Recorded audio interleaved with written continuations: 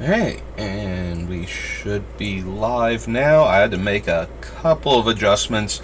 I hope everybody could see what I was working on the last time.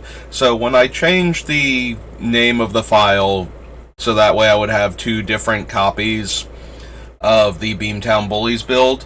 I think it was still capturing the original window because I was still using it at the time, but maybe it wasn't, so I had to switch it over so that it was capturing the, specifically the, so I've changed the name of the document to the Cutthroat version, for the more competitive, aspect of Beamtown Bullies.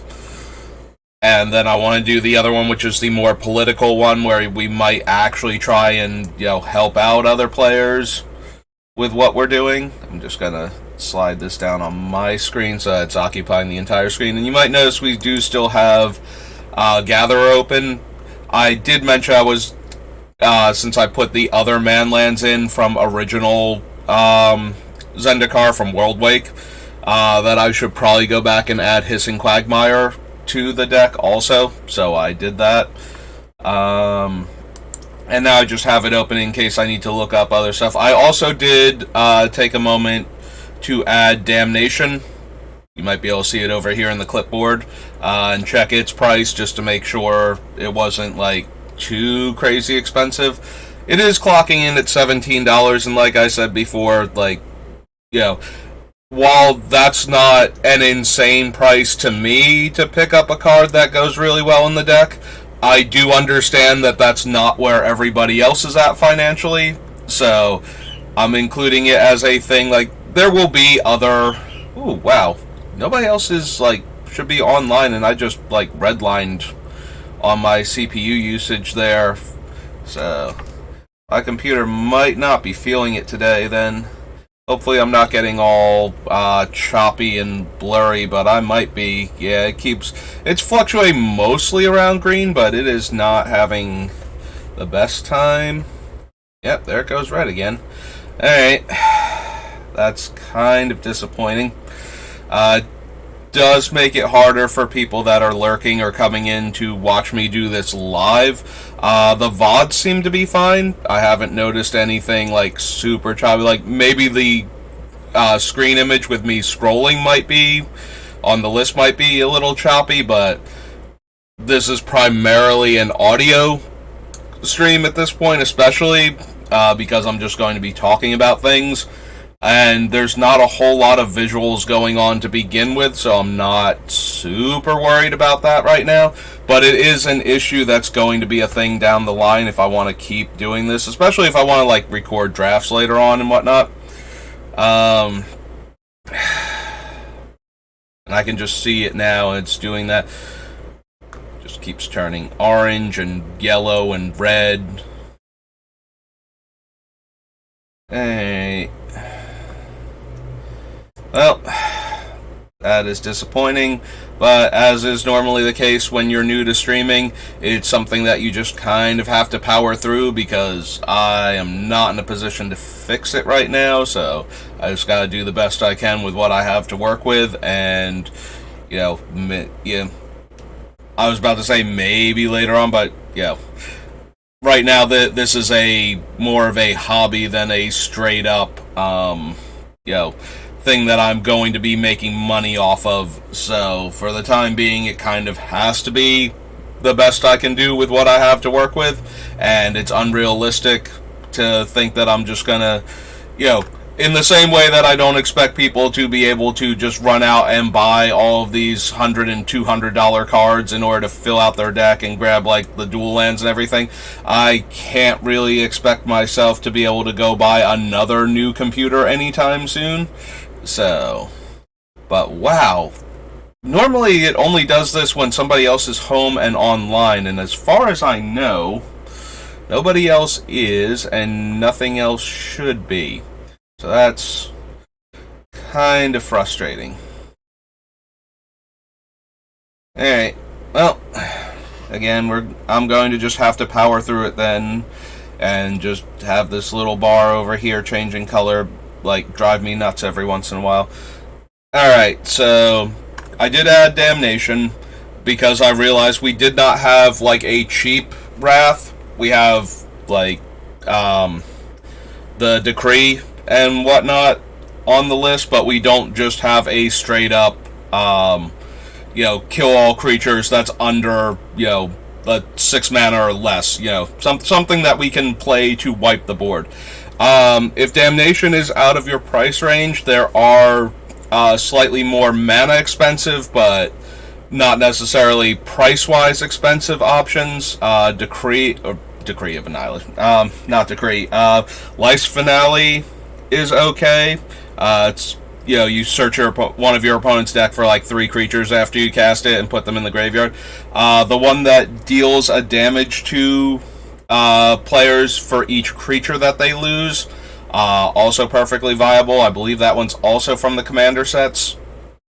But yeah, Damnation itself is not necessary, but I do feel like we need a Wrath, and I will run Damnation in this version of the deck, just because it's 4 mana and does the thing I want it to. Alright, so we were down to about 305 cards, assuming I didn't miscount at any point in time, which I might have because I did the count for the political version of the deck, and I think it came out to a slightly higher or slightly lower number. Like, it did not sound like the correct number when I was done. I think it might have been slightly higher, actually. So, but we'll recount once we've cut, like, once we get down to like 100-ish cards and we need to cut like 40 more, we'll do another count and figure out exactly how many we need to get rid of. Right now I'm just scrolling through, getting a refresher on what we have in the deck so far. There are a few things I'm thinking about cutting already. Lower impact cards, things that aren't doing exactly what we need.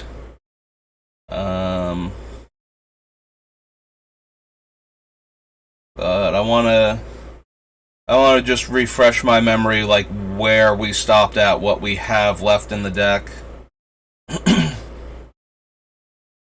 Like, I'm thinking a lot of these lower end Punisher cards are not where this deck wants to be at. Like, it wants the higher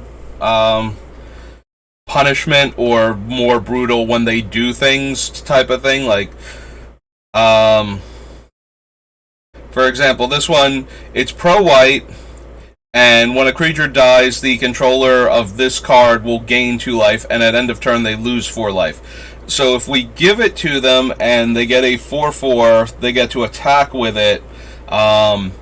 Assuming that it doesn't die in combat, either the other player is taking 4 and they're losing 4, which is the ideal situation in this version of the deck, or it's getting chump blocked and the person we gave it to gains 2 life, and then winds up net losing 2.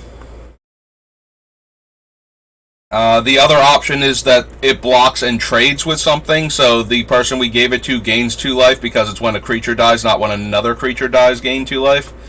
And then maybe the other thing dies too, so they wind up gaining 4 life, and we got a creature off of the board, and that doesn't seem particularly amazing.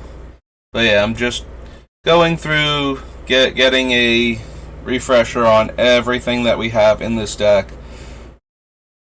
But I'm feeling like certain ones are going to wind up getting cut because they're not carrying their weight, especially in the version of the deck that's just trying to punish other players by giving them the worst stuff we can.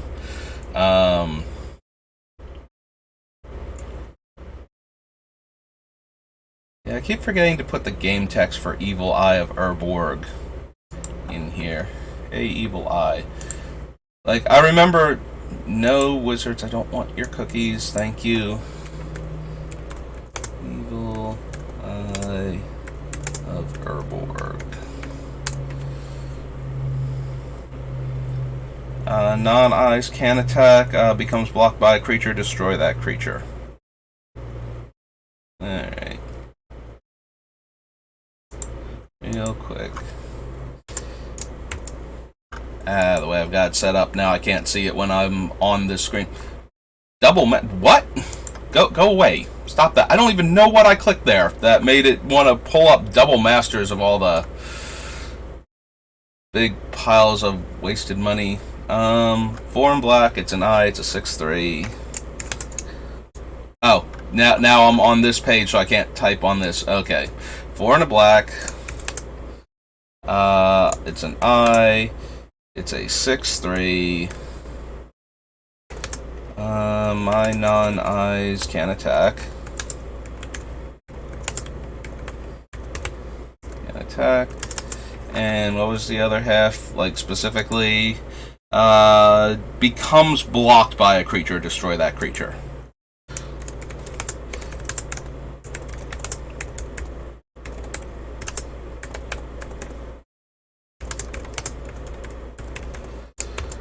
Okay, there we go. Now we have Evil Eye's game text, and I can, reference it later on when I need to.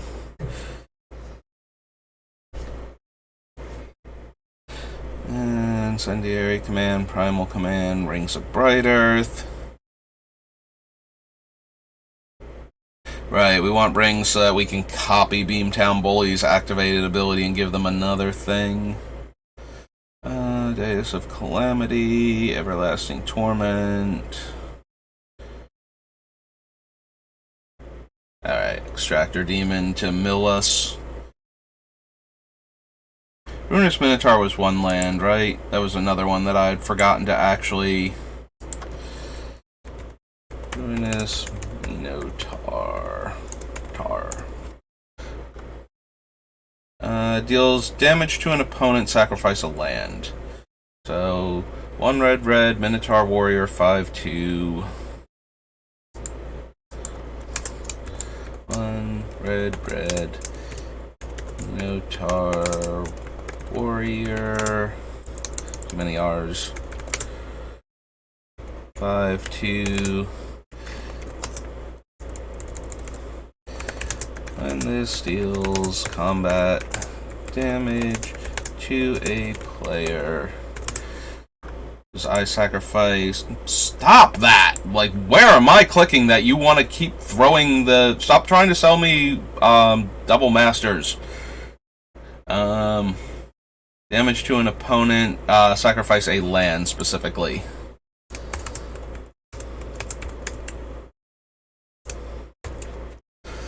Yeah, no, I have... As somebody who already has everything, Double Masters is just a really, really expensive booster pack to me. And while there are a handful of cards, I would not mind having another copy. Imperial Seal, Dockside Extortionist, that sort of thing. I do not need to be wasting money on that set. Like, at all. And that is what it is to me, is primarily a waste of money.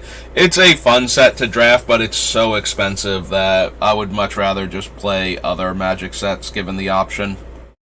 Mordant Dragon. That's the one that pumps the team. I feel so bad as I'm going through these and going, I meant to, get the game text on a couple of these cards, and I knew that. And I did add, the other things, because I also meant to do that. And I remembered to add the other things, and I forgot to get the game text on 4 or 5 cards. And so, now some of them, they don't have the game text here, but I remember Hero's Downfall, I remember Dictate of Erebos, I know exactly what they're doing, because not only do they usually make the short list, they actually make it into a lot of my decks as, just things that I need to accomplish, generic things, killing creatures, blowing up artifacts and enchantments, drawing me extra cards, typical Commander fare. Ronus, Amit. I got a feeling we're going to be cutting those dinosaurs, the Bonded Horncrest and the other ones that can't attack or block alone. It was a fun idea that we forced them to attack with another creature by giving them these things, especially when they only have 1 or 2 creatures, but I'm not as impressed with them as I am with some of the other cards that we could be running. So it's probably not going to make the cut.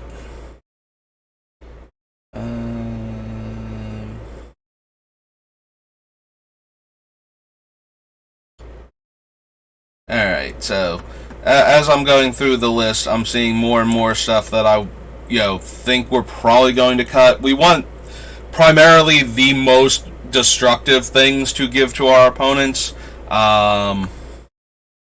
Leaves play, sack a land, and lose a life. So we can't steal this back and have it die. We need to kill it while they control it.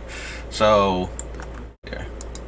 Let's clear out the clipboard and then start adding the cuts over here. So yeah, I don't think we need War Beast. That one seems particularly underwhelming. We have to get it killed under their control in order to get the trigger, and sacrificing a land can be brutal. Losing the one life is super meh compared to that. So I don't think we necessarily need this one. What else?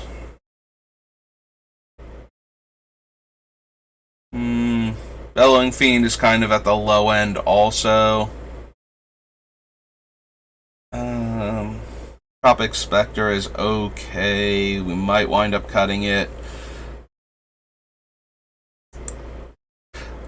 I do like Brand as we didn't get either of our two primary ways to do it, but we get to ambush people where they think we can't steal it back, or gives us another way to steal it back in response if they're like, no, I'm going to do something else to it so that you don't get it, or try and exile it or something. But I think it's definitely at the lower end of the power level of these cards, and we need to make room for stuff, so it's almost definitely going to get cut regardless.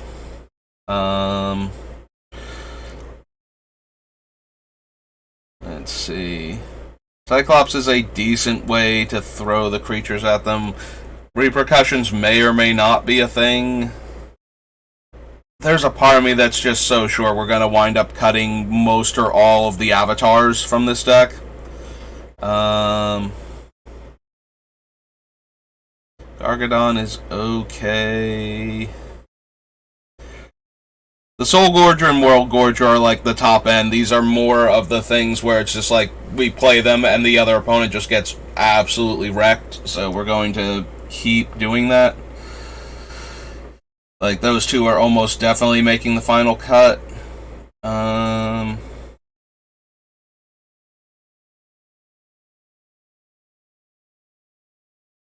Okay, deals. Whenever this deals combat damage, I sack a permanent. It is a 5/3, so if it's dealing combat damage to a blocker, but half the time they're going to just, like, if they're getting blocked by, like, a 1/1 token or something, they're going to just sacrifice the Drinker, and it's not accomplishing anything other than killing one of our other opponent's 1/1s.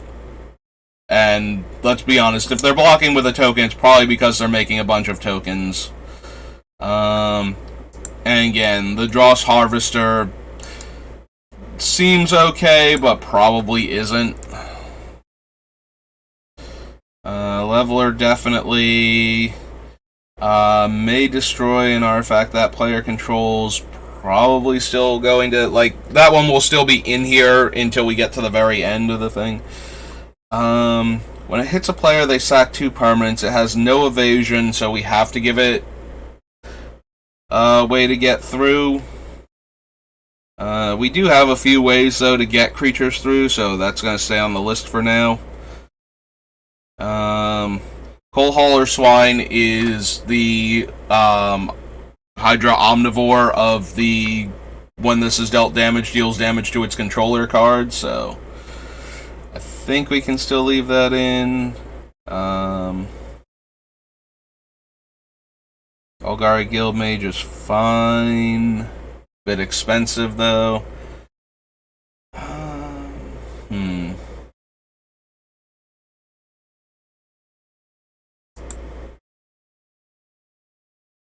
Yeah, Flamekin War Scout is kind of like, we get to give it to a player in response to them casting a creature spell or activating an ability that would put something onto the battlefield and deal 4 damage to it, but that's not always going to be enough.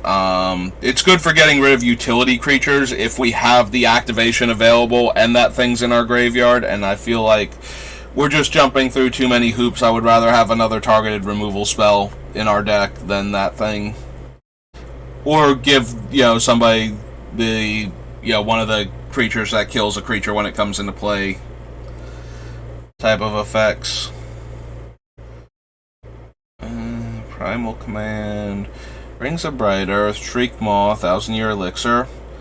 Calamity, so it's a large trampling creature to begin with, so I don't mind, and it's like fine for us to have also, even though it's a bit brutal on the mana cost. Since I've been saying this, I don't think red is going to be, I think red is going to be the tertiary color of the three in this set, or in this deck rather. No life gain, no damage prevention, all damage is wither. Is kind of in there because, we're going to be giving out smaller creatures sometimes, and this way you can't just block and kill them, but sometimes we want them to, block and kill, so we get it back in our graveyard, and it does its thing. So, I don't know that we necessarily want to be discouraging the blocking for, the non-chump blocking.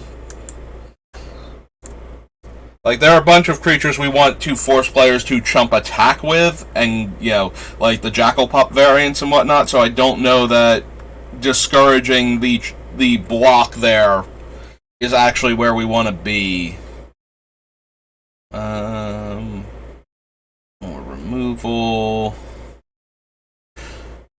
Oracle might get cut just because it's low enough impact. Alright, real quick. Remind me exactly what Mordant Dragon does that I wanted him in the deck.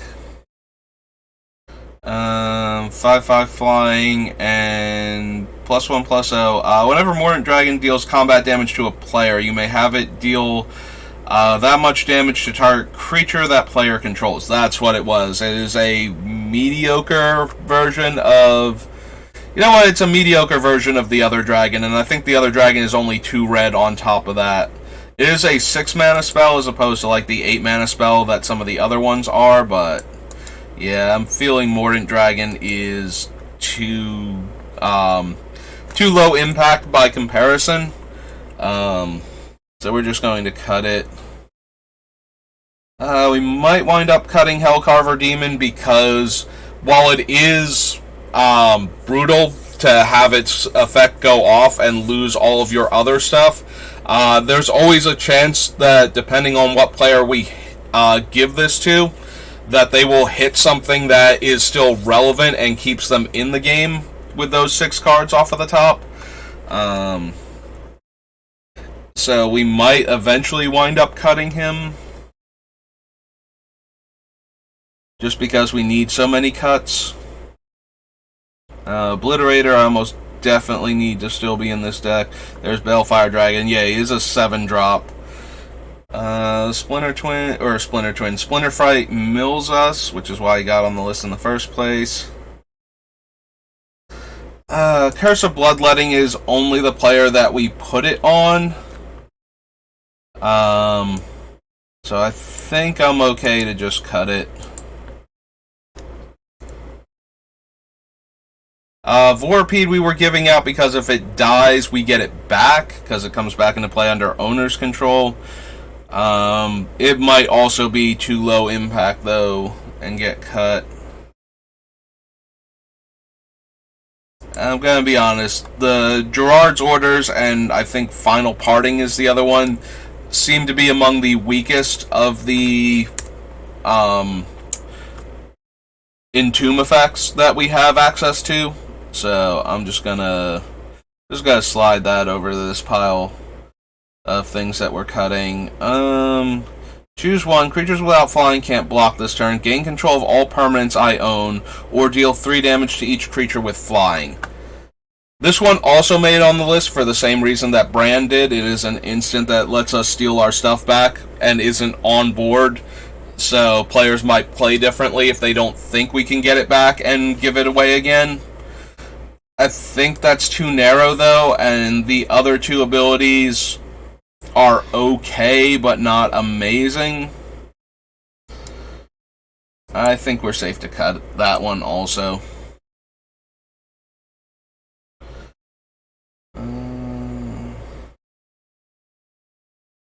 Master of Cruelties, we almost definitely want to keep. Sire is fine. State of Erebos. Arc Bond. When target creature is dealt damage this turn, it deals that much damage to each other creature and player. So similar to Coal Hauler Swine, except we get to decide once we know approximately how much damage it's going to be taking, whether or not we want to do this. We'll almost definitely kill the bullies. Like, we have to have given them indestructible or something for it to not murder them outright. So I'm going to leave it on the list for now. There's so many things that we're going to cut. I think we wanted to cut break through the line. A lot of the creatures that we're running in this version aren't small. Like, we're giving away the large creatures and not the saboteurs. I thought I cut all of these, but I probably just glossed over that one.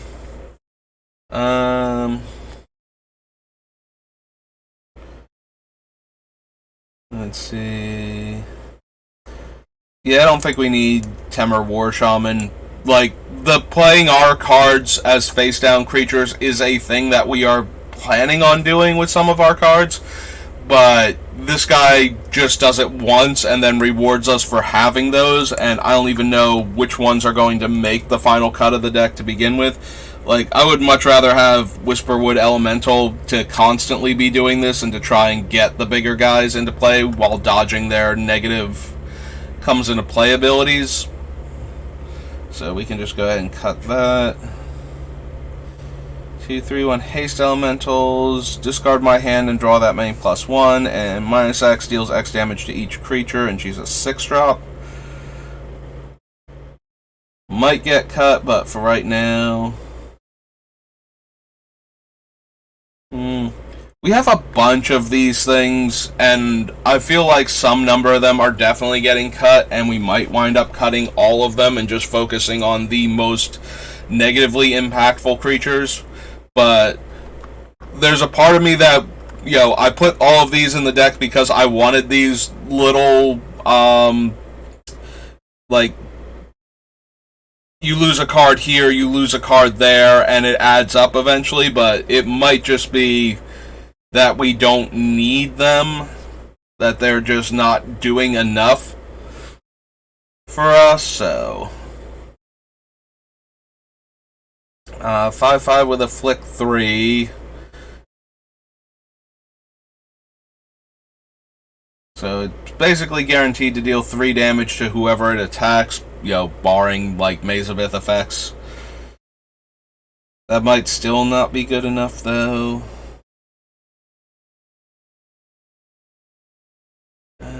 Bonded Horngrit. Yeah, I don't think this deck needs like these creatures. I know I cut a bunch of them before because we should have run into more of them earlier.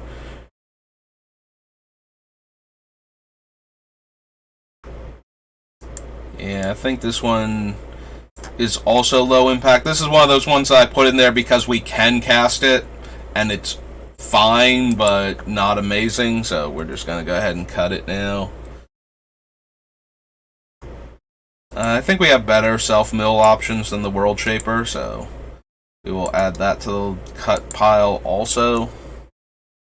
There's Final Parting, and yeah, I think the 2 non-creature ones that only get they both tutor a creature to our hand and one to our graveyard, and I'm just kind of underwhelmed by both of them.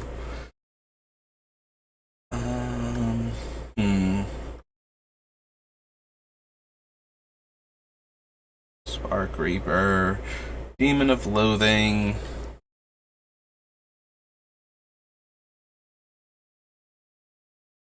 Gravebreaker, Ox of Agonis, Woe Strider.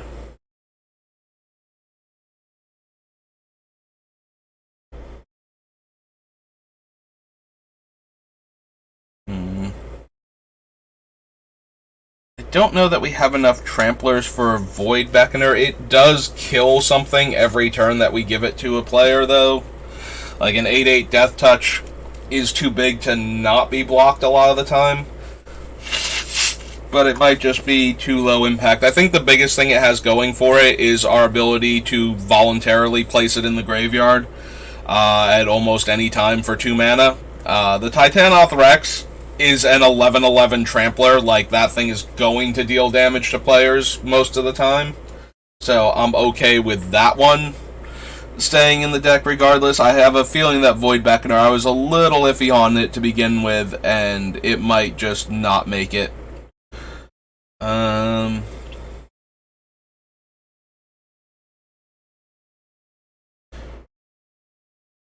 Yeah, so far everything is just good enough to keep staying in the deck. 2 black and 2 sorcery. I look at the top 5, put any number of them into my hand, lose 3 life per card into the hand, and the rest into the graveyard for 4 mana.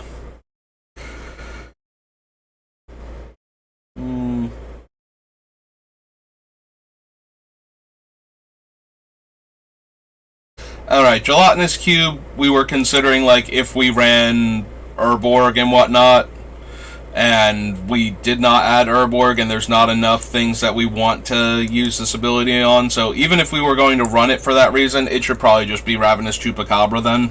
Like, if we can agree, you know, myself and the other player we're giving it to on what needs to die, Gelatinous Cube is not where we want to be at. We want to just kill it, so.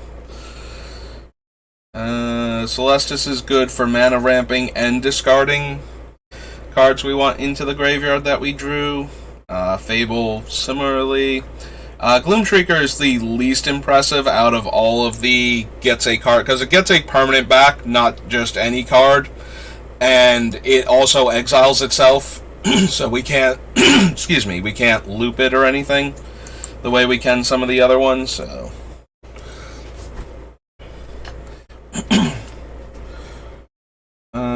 Body Launderer, Cemetery Tampering, Self-Mill. The Ascendancy, we do still have enough sack outlets where Ascendancy might still be a thing, so. Yeah, I'm wondering if we're not just going to wind up cutting all of these, like, comes into play, I sack a land, comes into play, I discard a card, you know. Fauna Shaman almost definitely making it. I don't think we need the Garruk. He's okay, and we do have a bunch of large creatures that we can play ourselves, that we could have him play to minus him to draw a whole lot of cards, but.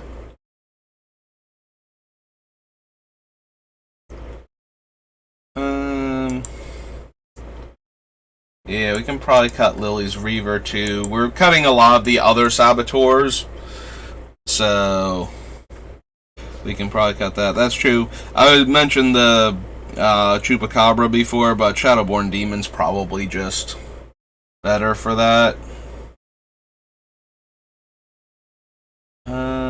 Definitely want the stockpile. Making an opponent discard their hand at end of turn is perfectly fine. Similarly, this thing, you know, they have to attack with it. It will deal 7 damage to one of the defending player's creatures. Like, even if it's just killing one of the 1/1 tokens that they have, if they're not making a bunch of them constantly, then Majoring Responder is at least forcing 2 of their creatures to die every turn instead of 1, even if that player doesn't necessarily want to be murdering the other player that way. Get +1/+0 haste. May discard cards to draw that many. When this dies, it deals damage to opponents and their walkers equal the number of lands in my graveyard. It's very red intense, just to cast it. And then giving it haste in the same turn that I cast it is a bit much. Like, that is requiring 4 red at that point, which I don't know that I'm going to have. Marauding Raptor is okay against, like, token maker decks, and it does let us cast some of our larger creatures. for one less. So it might still make it, but I don't know. Probably not. This is a payoff for sacrificing creatures. I think we would rather have the ways to sack them, and a bunch of the ways we have to sack them are drawing cards anyway. So I think we're safe to cut that. Destroy target creature that was dealt damage this turn. Yeah, I think we have better mill options. Sorry, Carrion Grub.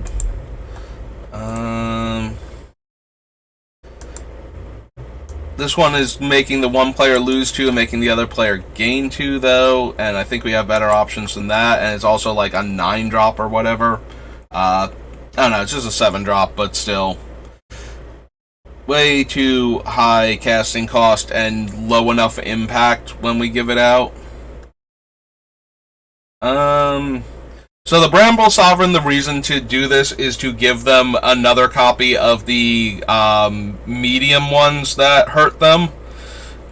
But I think we'd rather either force the trigger to happen again, which I don't think there are many ways we can do that, besides, just giving them the creature again. But yeah, also the token that they're getting is not goaded and is not dying at end of turn.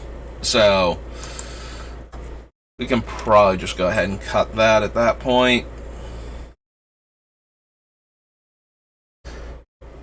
We need plenty of cuts, so we might as well be cutting things that, things that we don't want to have to worry about. It's already medium to begin with in what it's doing, so it's barely accomplishing what we want anyway. And on top of that, now we have to, jump through all of the other hoops to get it to where we want it to be at. Plague Reaver, at the beginning of end step, sack all other creatures. So we give them this, and it encourages them to discard 2 cards in order to give this to somebody else. And we have enough Aristocrat's abilities where we can probably get it off of the table before it does anything awful to us. It's kind of on the edge of being cut, though. It's like super mean. The upside to it is that it encourages other players to sacrifice it to get it off of the table for them, so it won't get exiled at end of turn. So we do have that going for us. Tormod the Desecrator gives us a zombie every time something leaves our graveyard, so that gives us, bodies. The zombie is tapped the turn that we get it, so that's kind of medium, but everything else is okay. Yeah, Kaga mills us, and then we may play one of the cards that's milled, so we can get card advantage off of that. We did add a bunch of demons to our deck, so things like the Sharpshooter are not as good as when I thought we might not have any flyers, really.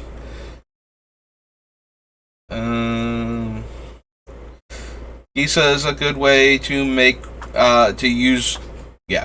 She makes zombies by sacrificing creatures, and we want to sacrifice creatures, so she does well in that regard. X is the greatest power of my creatures.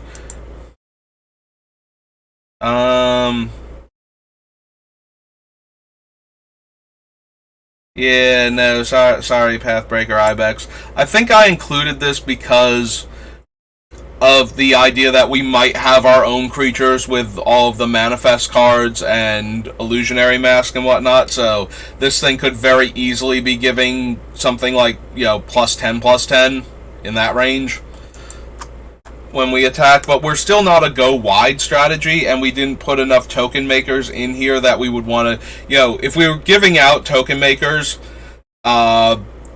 then we might also be casting token makers at some point in time, and that would give us, more things to work with. Alright, we can cut the Ancient Stone Idol, because the 6/12 that it gives them doesn't go away later on. So this is more of a political thing, where we give them the large creature and force them to attack our opponents, and then they get a decent-sized creature after that they can hang on to. So yeah, that probably should have been cut during the first wave of this thing is more political than whatnot. Whip-Tongue Hydra, again, a lot of the creatures that we want to cast that we will hang on to have flying, so we do have a bunch of demons that we would be willing to cast at least, or willing to have him play.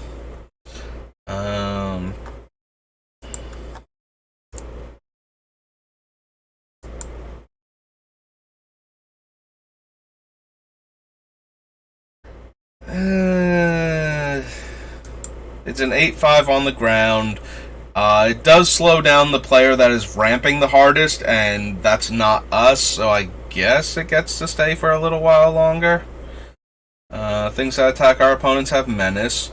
Tap, sack a creature, put 2+1 counters on a creature, or remove a counter from my creature to make a treasure, or sack an art to make a 2/1 Inkling token, and 4 mana to untap this. Right, this is the guy that is kind of a, what's its name? Trading post, but not quite.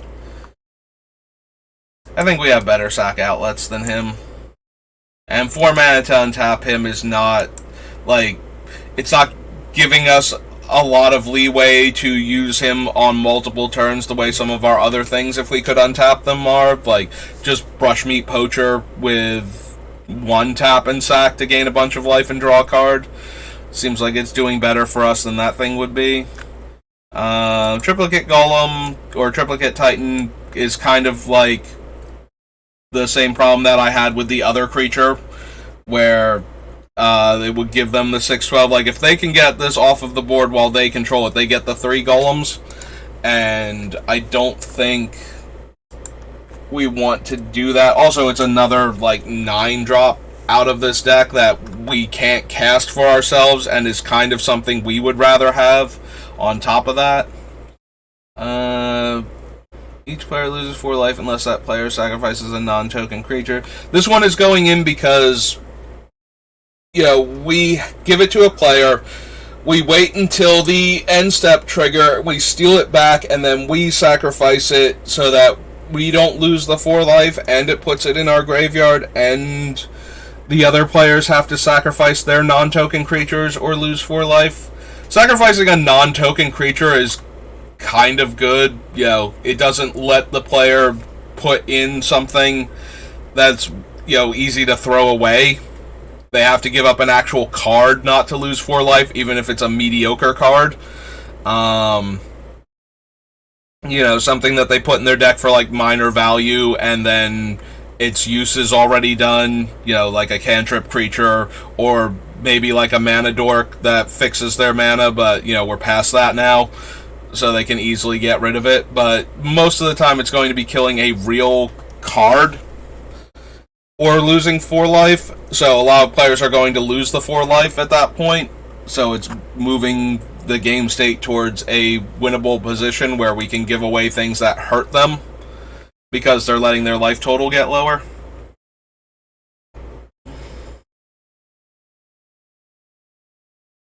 Death Kiss is boosting our stuff by, you know, making them attack our opponents and then doubling the power of the things that we're giving away.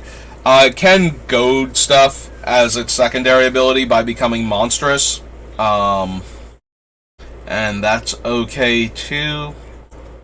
Enters the battlefield, counter an activated or triggered ability from an art or enchantment source and destroy that permanent. Alright, so this one is staying in because that's not optional, so if there is a triggered ability on the stack from an artifact or enchantment source, giving, even if it's the active player, giving them green slime, they have to target their own trigger on the stack and counter the ability and then destroy the source of that ability. So that one's almost definitely going to make it in there.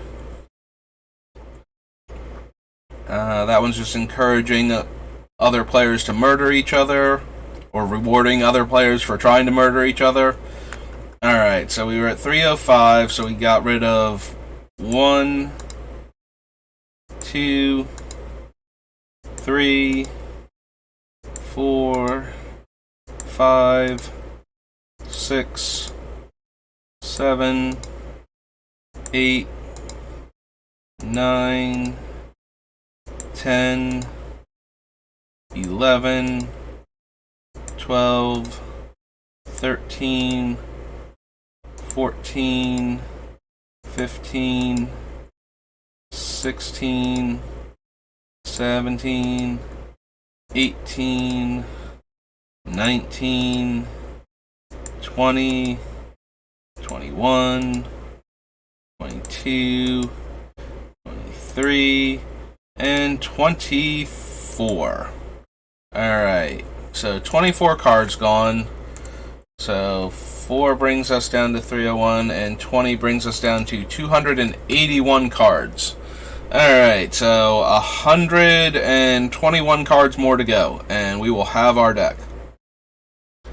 Alright, let's get back to it.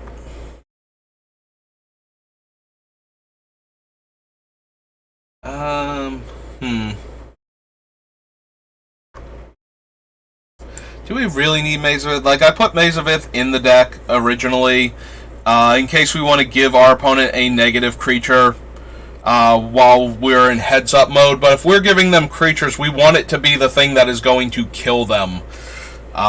So we don't...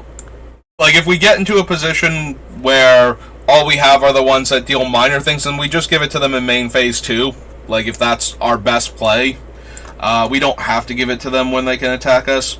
One of the biggest things about Maze of Ith might be the play of, I give you this creature, and now you have to attack I have 2 opponents left. I give the one the creature, they have to attack the other. What happens if the other one decides that the best way to not have me win, since I'm, screwing everybody else over with these cards, is to concede before combat, and thereby leave my opponent with a goated creature, but it's now only able to attack me, so now I get attacked by the creature. Like, that might be the best reason to keep Maze of Ith, and that's such a narrow scenario. Like, a lot of players don't even like to do that to begin with. If you're playing against a more competitive group or a more vindictive group where it's just like, okay, well, I can't win, but it's because of you, so I'm going to try to help the other players make you lose by strategically conceding. So I think we can go ahead and cut that. I gotta see how many ways we have to destroy artifacts that aren't contingent on, me and the other player agreeing what needs to die. But I think we're going to be able to cut some number of the artifact and enchantment destroyers. We just have to figure out which ones we have and which ones are doing it best. I'm starting to feel like a lot of the smaller ping creatures are just not going to make it. We need to make so much room, and these things are just not dealing the kind of damage we need in order for this to work out. So we might leave the Reaper and maybe the 4/3 flyer that deals 4. Those 2 might be big enough and evasive enough on top of the damage that they're dealing that they get to stay in. But yeah, I'm starting to think that we need to just get rid of some of the smaller ones. This one is 5 life, and its evasion is pro-white, so that might be the weakest evasion out of all of them, but 5 life, I think, is for anything less than 4 life, I think we just need to get rid of those. I think those are underwhelming enough that we can just cut them. And there are a handful of those on the list, so we're just going to go find them real quick and get rid of them. I'm also looking at other cards that I might want to get rid of as I'm scrolling down, which is why I'm not going particularly fast, just looking for the ones that are the smaller end of this effect.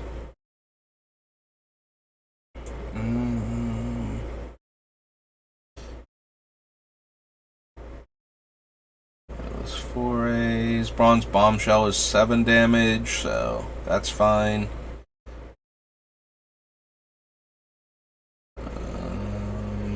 Incendiary Command, Primal Command. Good old days of Calamity, Wound Reflection, Extractor Demon, Lord of Extinction.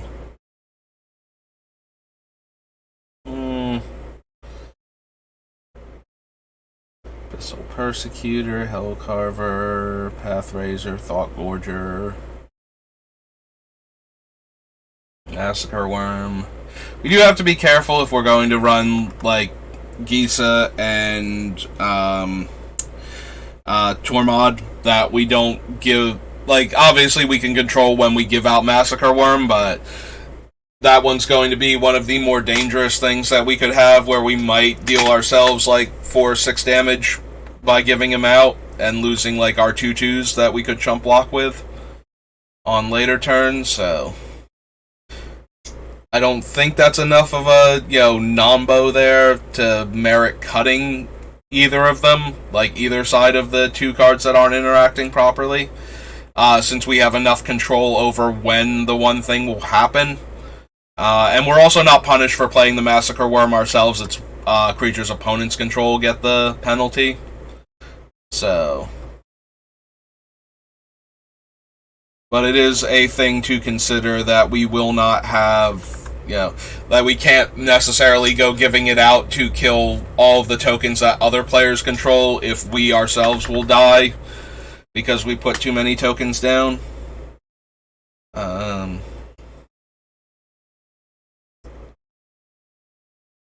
Ceaseless Hunger, Chandra, Inverter of Truths, Castigator...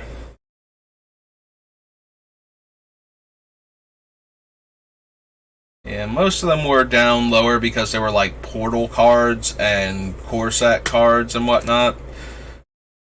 But I think we're just gonna find them and get rid of all of them.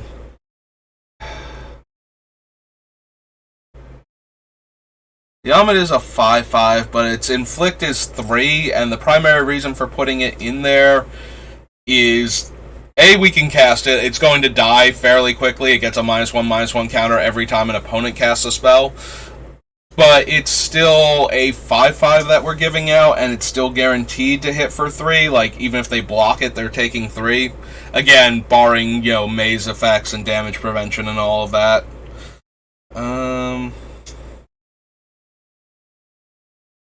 Carnage Tyrant, Direfleet Ravager... Ferocidon, Mortal Sun, Assassin's Trophy, Doom Whisperer, Izoni, Death Touch Dude, Bedevil, Casualties, Neheb, Spark Reaper. Yeah, I knew these guys were closer to the bottom, but wow, are so many of them closer to the bottom. I could have sworn there was like 1 or 2 more up here, but we haven't encountered them yet, so... They must all be down here. Jarl the Forsaken, Carter, Lexigan, Melody Spear, Ferris, Stickfingers, Celestis.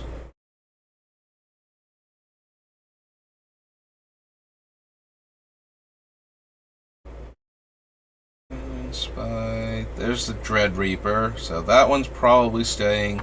Vampiric Spirit is the 4-life one. There are those two. There should be the Scooter, who should have technically been in Scars of Mirrodin, but because of the way it shows me stuff when I have it in the the smaller size screen, so that I can look at stuff, I didn't at the time, and I forgot to full screen it to check real quick.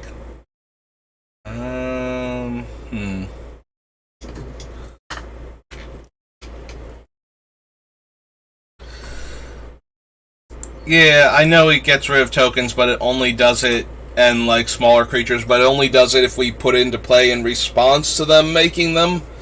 And it's not like our opponents are going to keep making stuff to let it get dealt 2 damage. It does break up some weird combos. So I was playing last night. Dread draft wound up not firing because the various players that were there were not interested in what they had available for draft. Like, nobody was super interested in doing, like, New Capenna or Kamigawa Neon Dynasty again. So we wound up not drafting. So I played a bunch of Commander games, and I did run into somebody who was running a Jeskai deck that used the Jeskai Apex creature from Ikoria, the one that mutates to get your spells cast from your graveyard. And one of the things that they were doing was trying to combo it's the instant that makes a token copy of your creature and has... Oh god, I'm trying to remember... Strive. I was gonna call it Thrive, and it's like, I know it's not that. Strive from original Theros block, the heroic enabler where you target the thing and you can pay more mana to have it gain more targets. And they're playing the one that makes a token copy, so they target one of their creatures in play, and then they cast Dualcaster Mage while it's still on the stack, and make a copy of it, and have that copy target Dualcaster Mage, which then makes a 2/2 haste token of Dualcaster Mage, which can then target the one that's still on the stack, and copy one of the Dualcaster Mages again, and rinse and repeat until they have infinite tokens and just attack for lethal. So having a card like Marauding Raptor would stop a combo like that. It stops, Kiki-Jiki combo things that are doing 2 toughness creatures, but that seems unlikely because a lot of the, in Commander, a lot of the ones that Kiki-Jiki is going to be targeting are going to be like Zealous Conscripts, the Angel, the Flicker Angel, whose name just went out of my head all of a sudden, from, Avacyn Restored. Wow, why can't I think of her name all of a sudden? Like, she's one of those cards you always see.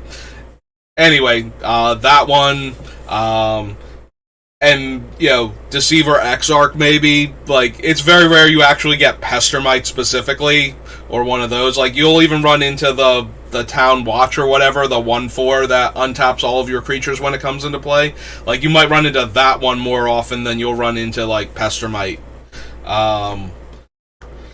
So in that regard, I don't think this is going to make the cut, though. Like, yes, it stops some of those types of combos, but it doesn't stop all of them. And we still have to have it available, and it does other things besides that I don't know that we care about either. So I think we're safe to cut it. This one doesn't give trample. Berserk gives trample and gets the creature killed. So we can use that one way more effectively than we can Unleash Fury. So I'm okay with cutting that now. Archfiend of Despair is the Wound Reflection variant.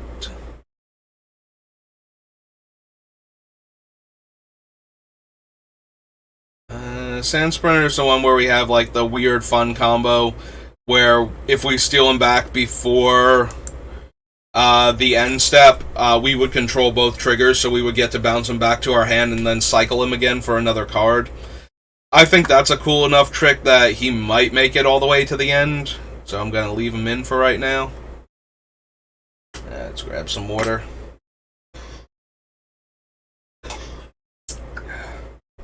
There we go. Draw cards equal to its power. Yeah, he's probably going to wind up making it. Damages the other player or their permanents, double the damage. It's probably still good enough to run. Thief of Blood I like because it kills all Planeswalkers when it comes into play.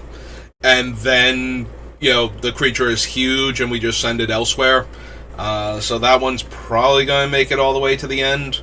Again, you need cards that deal with problematic permanents, and Planeswalkers can definitely be among those permanents, so just having the Thief there as an option. Angie Falkenrath is one of our looters, basically, along with the 2-3. Because there are very few looters in actual red-black, and the ones that are, tend to be rummagers and have a slightly higher casting cost of power and toughness because they weren't printed recently enough. So, to have a 3-mana 1-3 haste that is just tap instead of like mana and tap. A lot of old looters were just tap, and then, Wizards started figuring out that that was a bit too good for limited, and that was where most of the looters were getting played.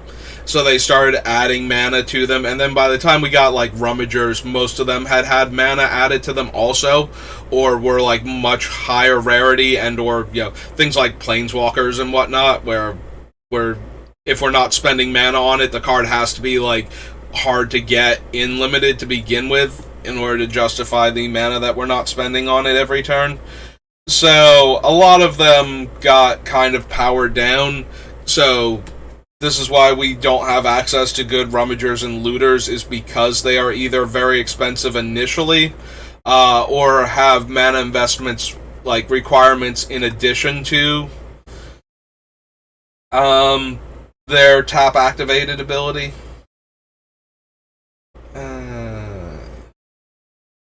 So many cards that we're going to wind up cutting.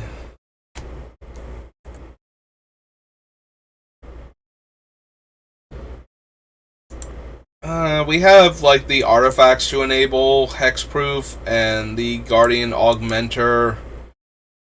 We definitely don't want to give this one out in this version of the deck, so I think we're safe to cut that. We give it to another player, and when it dies, we can discard our hand and draw 7. It also cycles for a mountain, so it cycles for all of our dual lands and our Triome. So I guess we're going to keep him for now.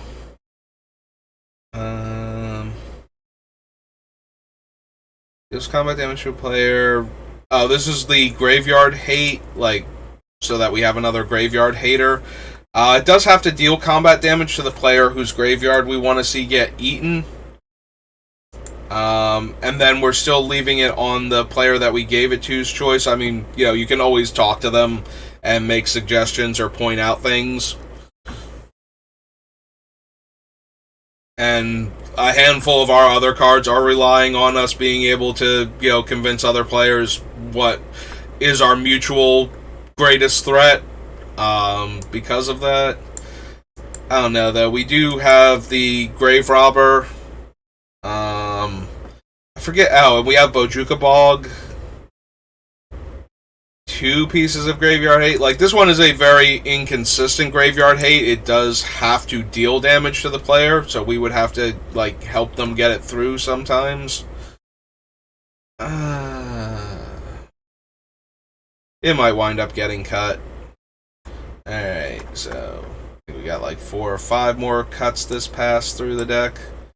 So we have 1, 2, 3, 4, 5, and 6. Alright, so that brings us down to 275. 275, not 2,875.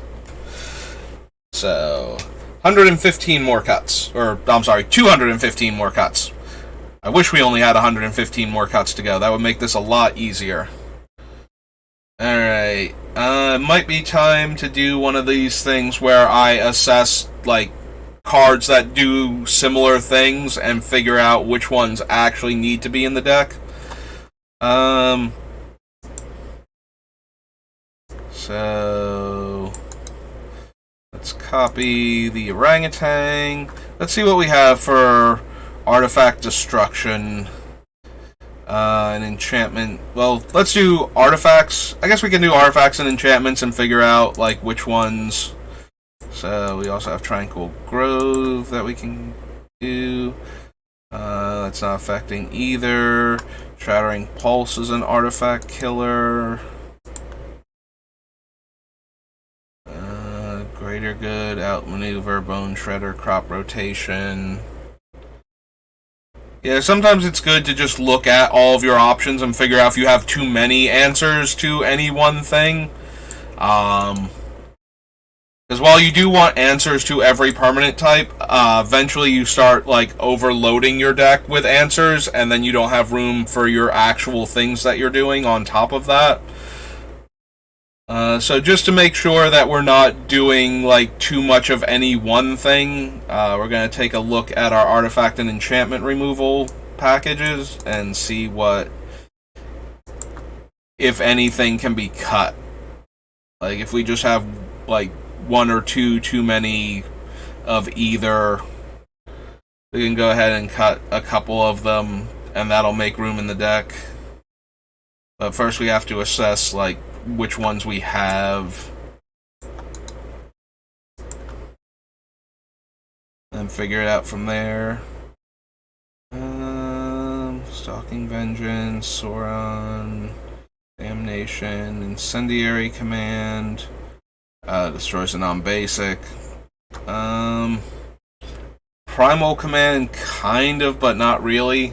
Like, we can use it for that, but we're mostly using it to tutor and possibly do one of the other things with it.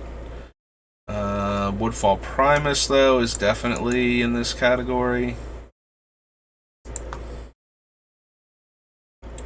Extractor Demon, Lord of Extinction, Expedition Map, Oracle of Moldiah,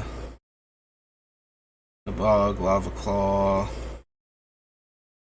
Nope. I guess technically the Steel Hellkite fits into that category. It certainly can do all of that sort of thing. Into the Core, Obliterator, Balefire Dragon, Splinter Fright, Vorpede, Malignus. Oh no. Nope. Rust Scarab, yes. Master, Sire, Downfall, Temple, Dictate, Arcbond, Archfiend. No, none of these.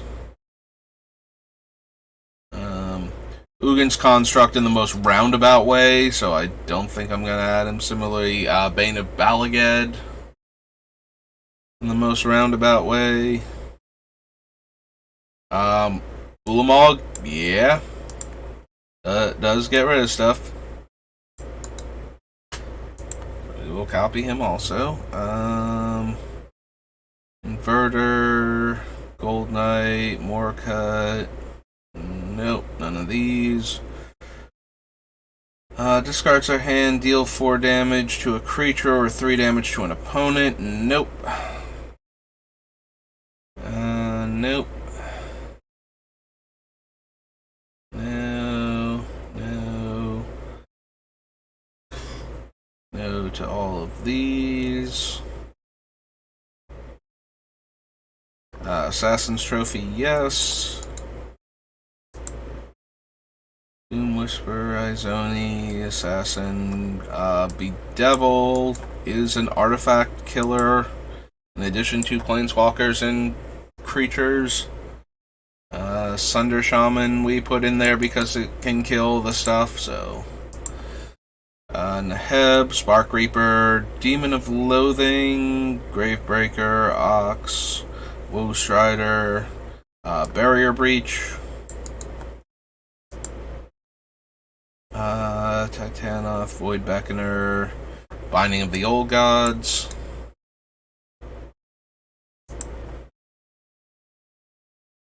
Okay. For a second there, in the back of my head, it's like, wait, did I cut one of those instead of just copying it? So I had to go back up and check to make sure. Wait, was Sundering Titan still up here? Did we accidentally eat him?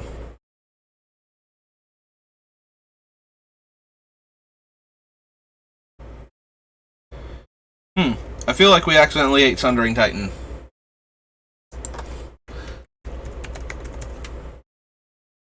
Yeah, we did. Okay, that's what I did. I accidentally ate the Sundering Titan. Which I believe was from Ravnica. Oh, no, Sundering. Huh, okay. Oh, he's Sunder Shaman, not Sundering. Okay. Yeah, for a second there I thought I accidentally, like, ate one of these things off of the list, and then I couldn't find him. Like, my brain skipped over him when we scrolled back up. I was like, oh wait, I think I did eat him. But, no, we did not. Discard cards. Oh, Mortality Spear, definitely falls in the same category, so we'll copy that one. Skullport, Terrace, Morbid Opportunist, Stick Fingers, Celestis. Yeah, no, Boseiju destroys arts and enchantments, so we will copy that one too. Fable, Tanuki, Tech Wrecker does the thing. Body Launder, Cemetery Tampering, Ascendancy, Spy, Imperial Seal, Viscera Seer, Fauna Shaman, Thundermaw, Demon, Behemoth, Stockpile. Nope, none of these. None of these. Until Mirasa, Behemoth, Pyromancer, Witness, Plague Reaver, Tormod, Kaga, Seal. Nope.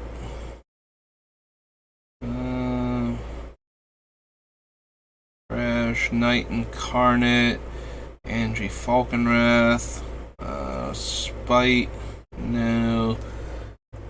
I mean, kind of, but not really. Chainer, Magus, Scroll of Fate, Helion, Signet, SWAT, Frontier Warmonger, no. Nope, nope. No, no, no, no. Yes. So copy that. And Fiendish Duo. Okay, so now that we have all of the cards on the list, this is going to be our Art and Enchant Destruction. And we're going to take a look at all of them, like, separately from the list, like, focused on what they do rather than where they are on the list, and figure out. So there's Green Slime, Tech Wrecker, Boseiju, Mortality Spear, Binding of the Old Gods,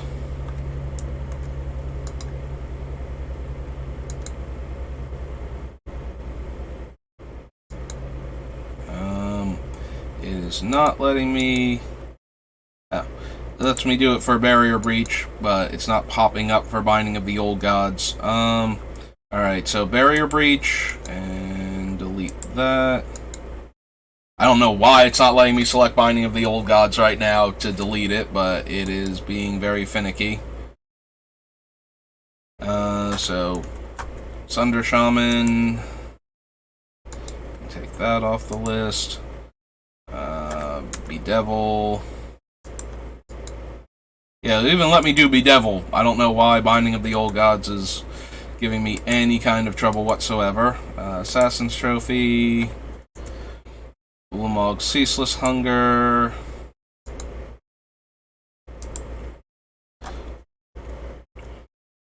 Rust Scarab. Into the Core.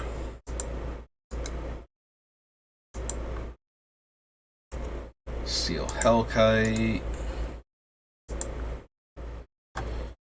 Woodfall, Stomp Howler,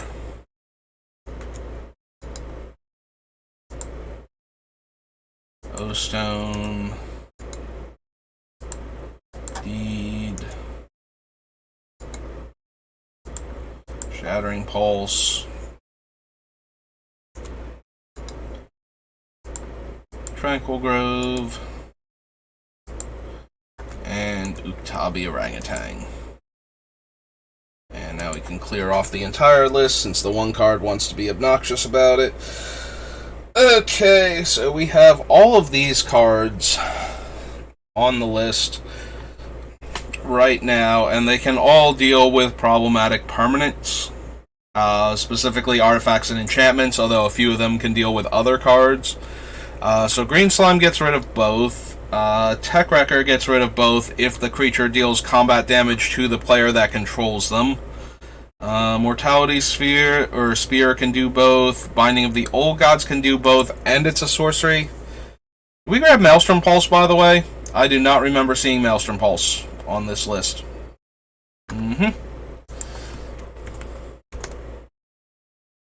Yep. Just kind of glossed right over that one. So Mortality Spear, Mortal Sun, close enough. First instance of the spear, second instance of the spear. So there we go. So pretty sure Maelstrom Pulse falls about here, like right before. That should be close enough. Okay. Yeah, I'm looking at this going, wait a minute, I don't see Maelstrom Pulse. And I definitely know it's in there. So we can probably cut Binding of the Old Gods as a sorcery speed removal spell. So Binding of the Old Gods. We're just gonna delete that since we have a copy of it over there. Then we're gonna go back down to the bottom. So we probably don't need Binding of the Old Gods. Uktabi Orangutan already felt underwhelming, and it does not look like... Oops. I accidentally copied like a blank space or something, so there we go. Cut Uktabi. Just go off the list entirely, and then all the way back down again.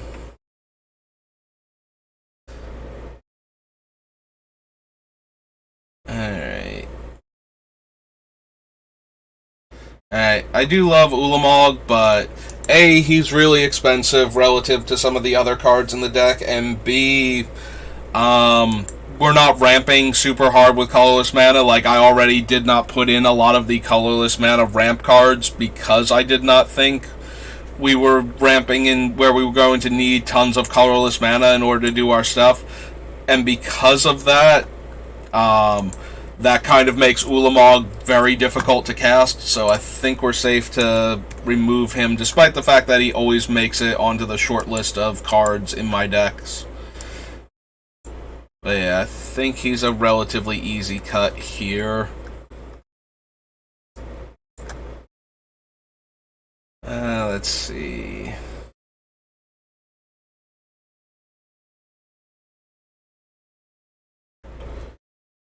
Let's see, we have for Artifact Destruction, Green Slime, Kappa Tech Wrecker, Boseiju, Spear, Shaman.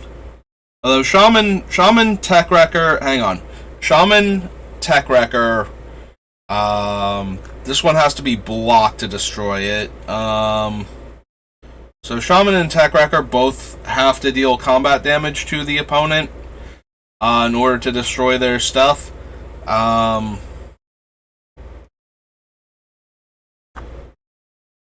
So Sunder Shaman has the better stats. Tech Wrecker is easier for them to throw something at, like Sunder Shaman. If they throw something in front of it, the Sunder Shaman might actually kill it. But so the Tech Wrecker has Death Touch, so it will also kill it. The Sunder Shaman is better when it hits, like it deals 5 damage and gets rid of one of the problematic permanents, whereas Tech Wrecker does not. Also, the Shaman is not optional. You destroy one of your opponent's artifacts or enchantments when it connects. Like Tech Wrecker, you have the option. So if we're giving it to players who don't want to fight each other, the Sunder Shaman is better, because it forces them to attack with it. If it gets through for damage, they have to destroy one of their things. But the Tech Wrecker is better for actually doing the thing, like getting in there and dealing the damage, and getting rid of an artifact or enchantment.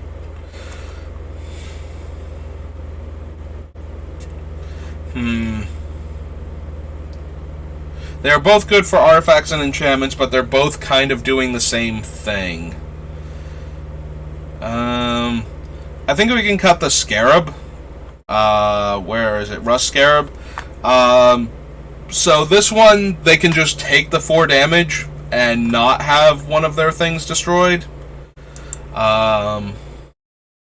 And it's also a May on top of that. So yeah, that one is the least effective for what we are doing. So we're going to cut Rust Scarab here. And get rid of its extra little parentheses. Alright. Rust. Mouth Ogre. Oh! Alright, we missed another one after Oblivion Stone, so we're going to copy him. Then we're going to go to Rust Scarab and get it off of the list. And we're going to go back down because we missed the Rustmouth Ogre, which is also a deals damage, destroys an artifact. It's by Oblivion Stone. So we're just going to add Rustmouth Ogre and bump it off of the list. Deals combat damage to a player I may destroy an artifact. So yeah, he's less impressive than either the either the Sunder Shaman or the Tech Wrecker. So yeah, I think we're just going to... now that I've gone through all the trouble to bring him down here and took like half a second to evaluate him, it's looking like he is actually not good enough for the deck either. So we can go ahead and cut him out.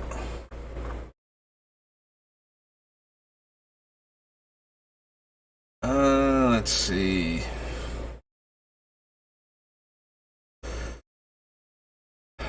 We don't have a ton of enchantments, which is actually kind of good, and we've cut a few of them.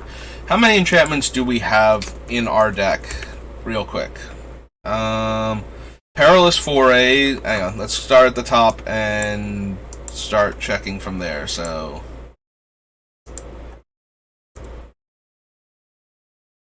we have Infernal Tribute, Tranquil Grove, Death Pits of Wrath. Goblin Bombardment is almost definitely making it into the deck.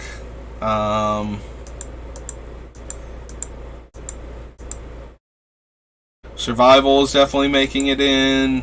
Greater Good will make it in. Repercussions might. Oversold Cemetery might. Perilous Forays is probably closest to being on the chopping block right now. Wound Reflection will probably make it. That's the text on Mirage Mirror, text on him. She is an enchantment. She would die to it. I was about to say text on her, but no, she is an enchantment creature from Theros, so she would die. Text on that card, text on that card. He is an enchantment creature from Kamigawa. He would die. Similarly, Fable would die. Tanuki would die. Tech Wrecker is game text based. Cemetery Tampering is an enchantment. Ascendancy is an enchantment. Stockpile is almost definitely making in the deck. Bitter Feud might.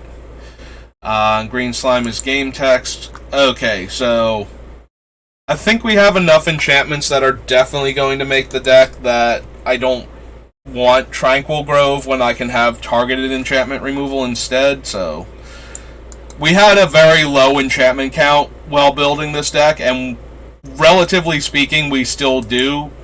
But I like the enchantments that we're running, and I would rather have targeted enchantment removal than have this thing lying around when we can't use it, or when we have to blow up our own stuff, and I would just rather have one of the other enchantment removal spells instead. So yeah, let's go find the Grove and take it off the list.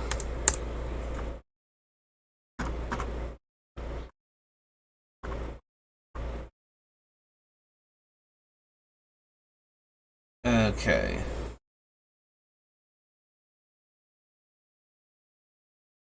What does that leave us with?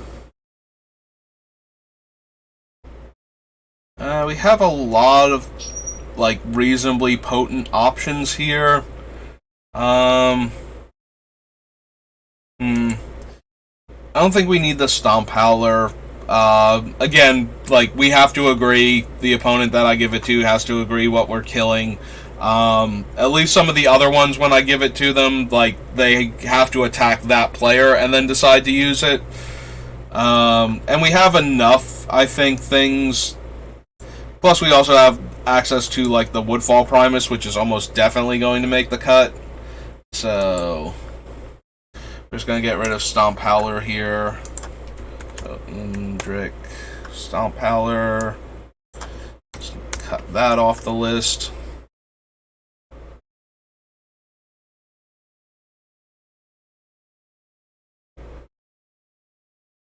Let's see. We got rid of Stomp Howler. Brings us down to all of these. I like the green slime. Like, we get to counter the effect of the artifact or enchantment on top of the getting to destroy the source.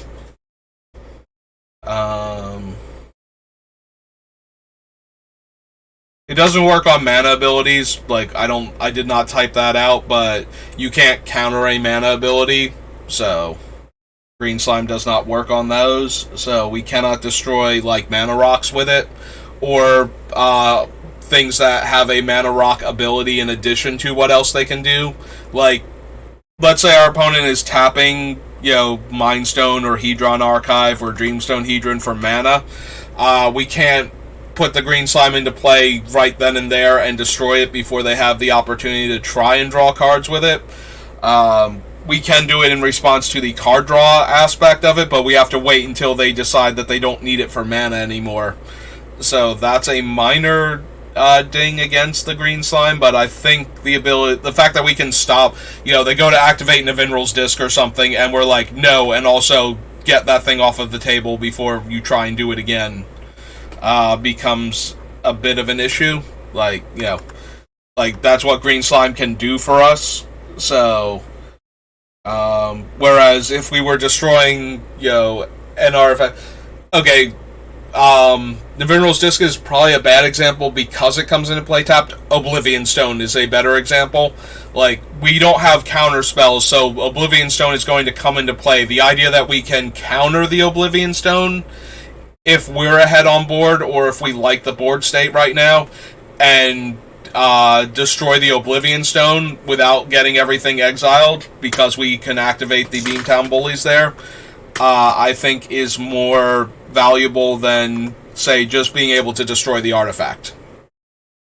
It is also something that we can cast, like, if it's not in our graveyard, we can cast it, and it will do the thing also. So that is a very real option for this deck.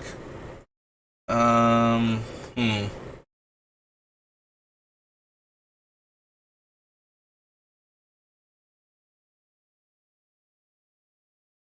am very seriously considering, because of all of the different options that we have, cutting Barrier Breach and probably the Shattering Pulse. So, Shattering Pulse and Into the Core have very similar reasons why you will run them. Shattering Pulse gets rid of more artifacts over time. Into the Core can get rid of indestructible artifacts. So there's kind of a trade-off there between, like, either you can destroy more stuff consistently most of the time, barring opponent being able to sacrifice the artifact in response and countering the Shattering Pulse, versus Into the Core being able to exile the problematic permanents. As I've said before, I'm a bigger fan of Into the Core, but if you prefer Shattering Pulse or even Vandal Blast, both of those would also work here, but I don't think we need, like, all of them. I think we are fine with the other variable destruction cards that we have that can target artifacts also. I think we have enough where we don't necessarily need Shattering Pulse, and I think the ability to exile them if they're indestructible. Enchantments are much less likely to be indestructible, so Barrier Breach is less necessary. So,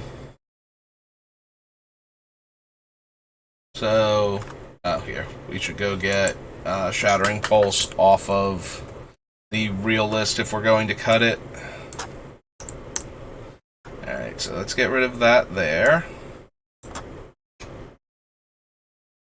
Alright. Get a little more water.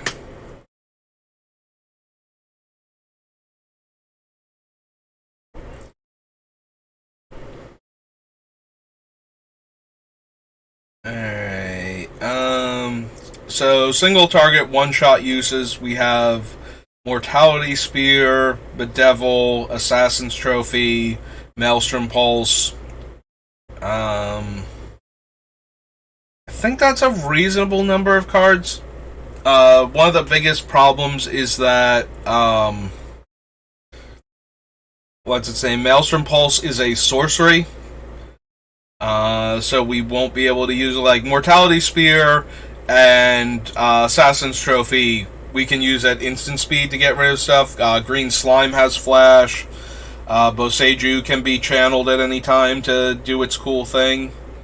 So we do have enough instant speed ways to interact with things. So we have two big reset buttons in O-Stone and Deed. Both of which, noteworthy, if you have enough mana, can just be activated immediately, so they function as large-scale board-wiping wraths for all problematic permanent types, except for Planeswalkers on Pernicious Deed.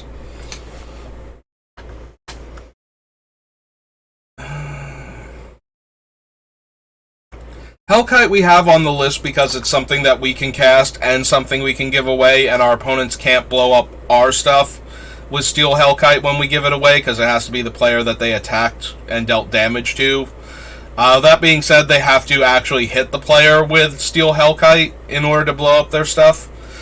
So this might fall into the same problematic category as the other ones, where it's just not getting through sometimes to destroy the problematic things. And we do need to make cuts. So I think we can cut Steel Hellkite.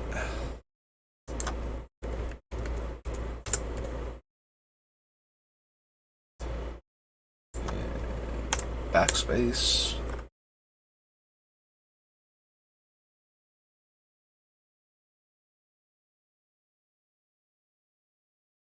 Alright.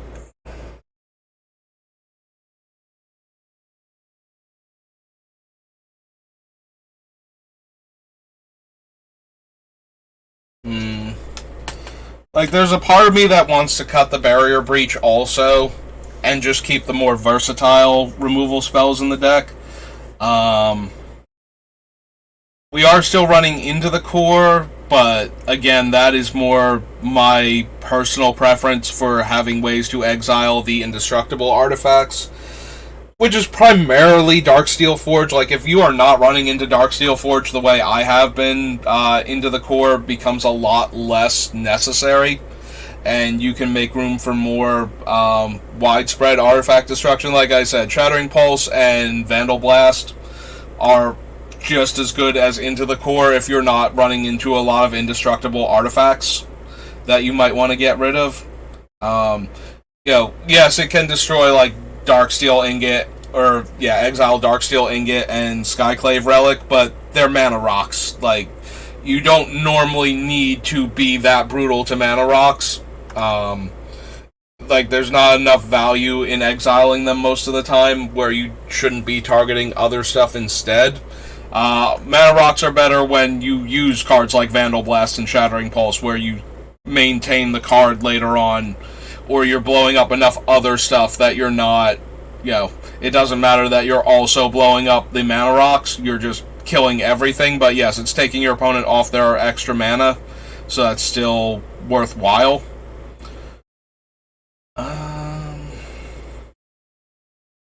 Boseiju, Mortality Spear, Barrier Breach, Sunder Titan. or Sunder Shaman. Maybe that's why I keep wanting to call him Sundering Shaman, because I'm thinking of Sundering Titan when he's a shaman that sunders and is the Sunder Shaman. Blah. And is also a tongue twister. I keep saying Sunder Shaman over and over again.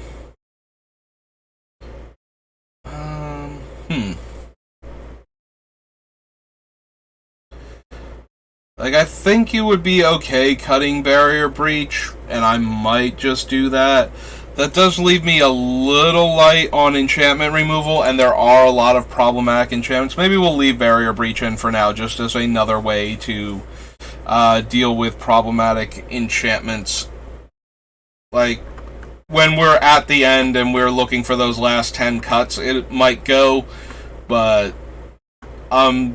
as much as I feel like it can go, I'm also concerned that we are cutting too much enchantment interaction, and powerful enchantments in Commander are a huge problem. Like, when players play enchantments in Commander, those things tend to be, like, very beneficial to the strategy that they're trying to accomplish, and they tend to have big swinging effects, and they're not as easy to kill as, you know, creatures or planeswalkers or even artifacts are a lot of the time for some decks. So we're just going to leave the Barrier Breach as an additional enchantment-based hate card for the time being. So we're going to get rid of 1, 2, 3, 4, 5, 6, 7,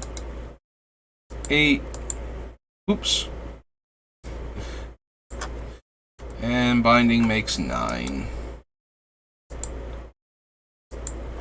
That drops us down to 266. Alright, do a quick save. Alright, so yeah, as you can see, by grouping all of the cards that do a similar thing and evaluating them for this deck based on the thing that they are doing, it gives us the ability to see if we're overloading on any particular effect, and lets us dial it back a bit and make room for other cards. That should be all we need for checking on what our available artifact and enchantment hate is. So I think we're safe to delete that list now. Similarly, we can take a look at our mana rocks and see if we're like overloaded or even under on them. So we've got Soul Ring, yeah, which is going to make it into the deck, but it is a mana rock, so we're going to put it on the list so that we're not, you know, just blanking on it being in the deck as one of our mana rocks. And did I scroll past too fast?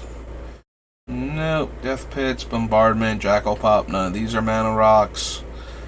Nope. No.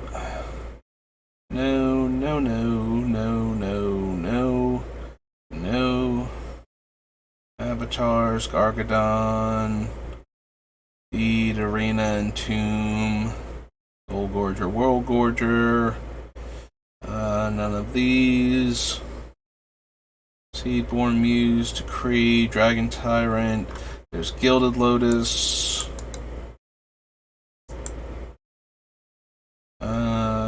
Oblivion Stone, Solemn, Sylvan Scrying, Great Harvester, Reap and Sow, Beacon, Ewit, Grave Robber, Top, Golgari Signet. Put on the list. I know I said mana rocks, but I'm going to add Farseek because it's accomplishing a lot of the same things that the mana rocks would be. Oh, I did a thing again where I did not actually get the Golgari Signet. I copied like a blank space. Signet.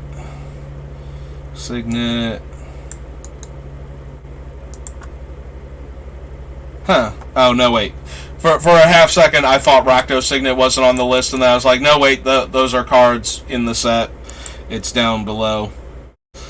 Brooding Sauron, Evil Eye, Coalition Relic, Incendiary, Primal, Bright Earth, or Bright Hearth, Woodfall, Wound Reflection, Sword Violent Ultimatum, Extractor Demon. Expedition Map is more for tutoring specific lands, like our utility lands, than it is for ramping purposes. So I don't feel inclined to put that on the list. I'm wondering if we're going to wind up cutting Oracle of Maldaya just because it's not doing anything specific for this deck. It's just a generically powerful card, and we have a fair number of them. I consider it more of a card, like it does ramp you, but I consider it more of a card advantage card because it lets you play lands off of the top of your deck than because it mana ramps you. Like, yes, you get the mana ramp also, but I am more inclined to count that as card draw. Similarly, Perilous Forays is in there to be one of our sacrifice outlets at the end of opponent's turns that gives us value. So that one also I'm not playing to ramp us, even though that's what it's doing. It is more in the deck for the other aspect of it than it is for the ramp aspect of it. Hedron Archive. It's definitely a rampy card. Morka, Pale Rider, Devil's Breach. None of these. Key is to make unblockable.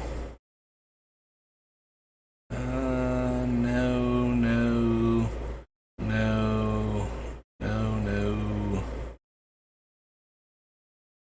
Mortal Sun.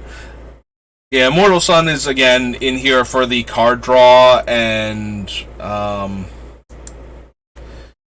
sorry, now that I've noticed it's misspelled. It's more in here for the card draw and the fact that it shuts off Planeswalkers when we're only currently running, like, 2, I think. More so than it is, for the spells cost a mana less portion of its game text. So, for similar reasons, it does not go on this particular list. Demon of Loathing, Gravebreaker, Ox, Woestrider, Deadeye, Cycling Creatures, the land spells,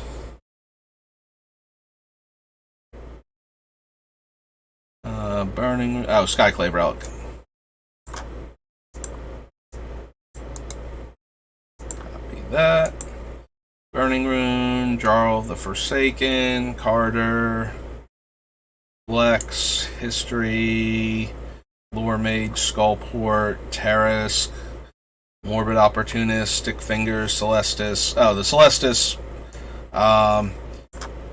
is in there for both reasons. Like, it is there to be a mana rock that we can also get additional value from, and is probably going to make it into the deck. Fable does make the 2/2 Goblin token that makes treasures when it attacks, but it is primarily in there for the second mode to fill our graveyard and to draw us cards, while still giving us a lot of other value on the other end of it. Tanuki is kind of in here because of the mana ramp aspect of it. Like, we can cycle it. I didn't take the Tusker, though. I would have to go back and grab that one also for that. These ones, like, yes, they are getting us land. He ramps it into play. The Tusker, I believe, puts it in our hand, but then lets us draw a card on top of that. And they are there because they let us fix our mana and do that, but are also large creatures that we are putting in the graveyard that we can reanimate later, just to throw around for extra damage. So... Imperial Seal, Viscera Seer, Fauna Shaman, Boots, Hellkite, Demon, Stockpile, Dragon, Cavalier. Key is another make unblockable thing. Skelemental, Mirasa. No. Nope. Tormod, Kaga, Seal. Seal adds mana, right? So, yeah. So the Patriarch Seal can also go on this list. Mana Charge Dragon, Bitter Feud, Ghoul Caller. Do we scroll past it? Because I know I just have it written down as like the single where I'm looking for the signet. I guess not yet. Angie, Archfiend, Magus, there it is. Real quick, because now I was looking for it and I'm not paying close enough attention to if any of these are also like mana sources, and I'm not seeing anything, so we can go ahead and copy that. Technically Manascape Refractor, because it gains the abilities of lands I control, so it does tap for mana. So that one also has to go on the list. Bellowing Mauler, Dogged Detective, Cyrix, Death Kiss, Green Slime. Okay, so these are all of our mana rocks now. So we can just go ahead and Manascape,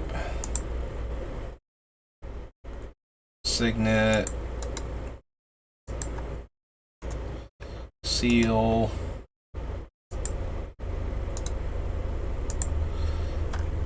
Celestis,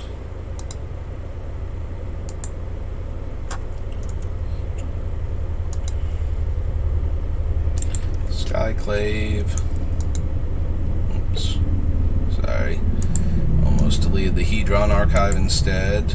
Hedron. Delete. Coalition Relic. Delete.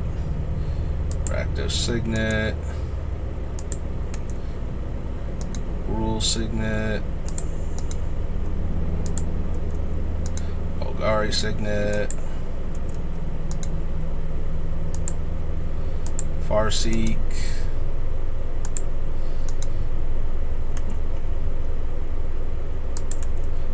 Gilded Lotus. And of course Soul Ring. We did not ever put what's its name onto this list, did we? The Mana of Crypt. Well, we can decide if we want it after checking all of our other options. So this is mana ramp cards that are in our deck.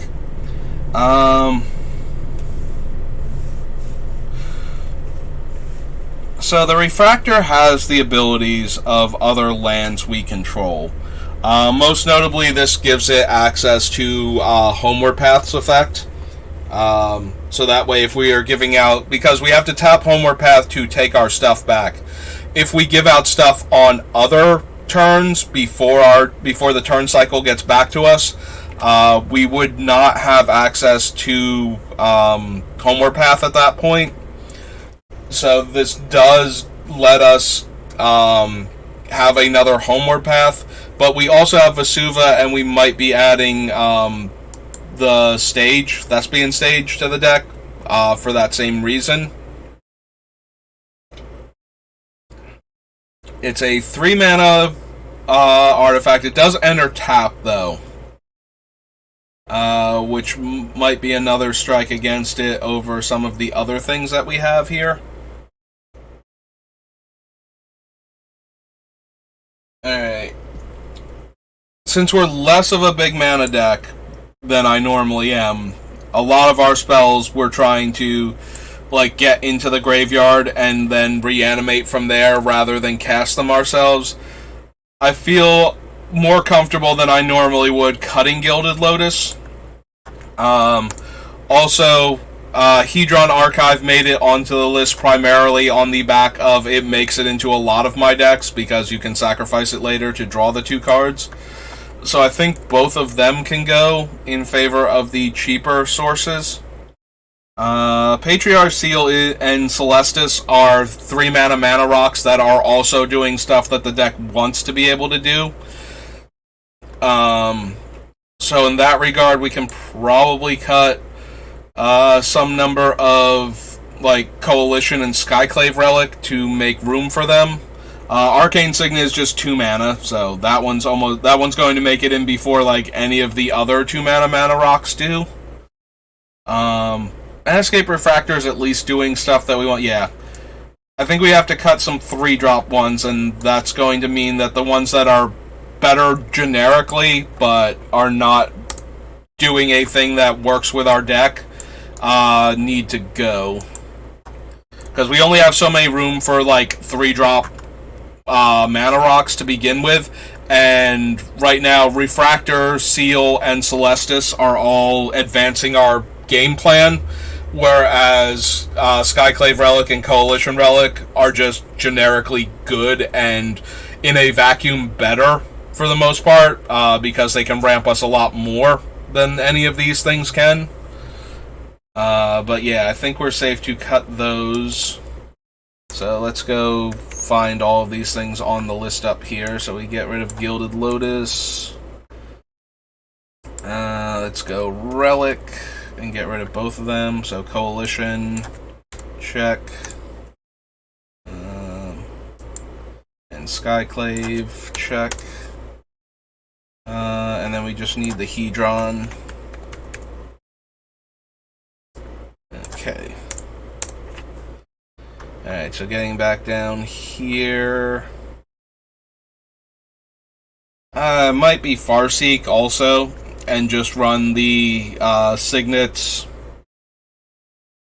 Refractor, Signet. Yeah, the 3 Ravnica Signets and Arcane Signet. The Seal and the Celestis are all doing what we need. Refractor's doing what we need. And Sol Ring, I'm not cutting unless we have like infinite colored mana requirements and almost no colorless requirements. Then and only then is Sol Ring even kind of considered for cutting. And I've never built a commander deck that could seriously consider cutting Sol Ring.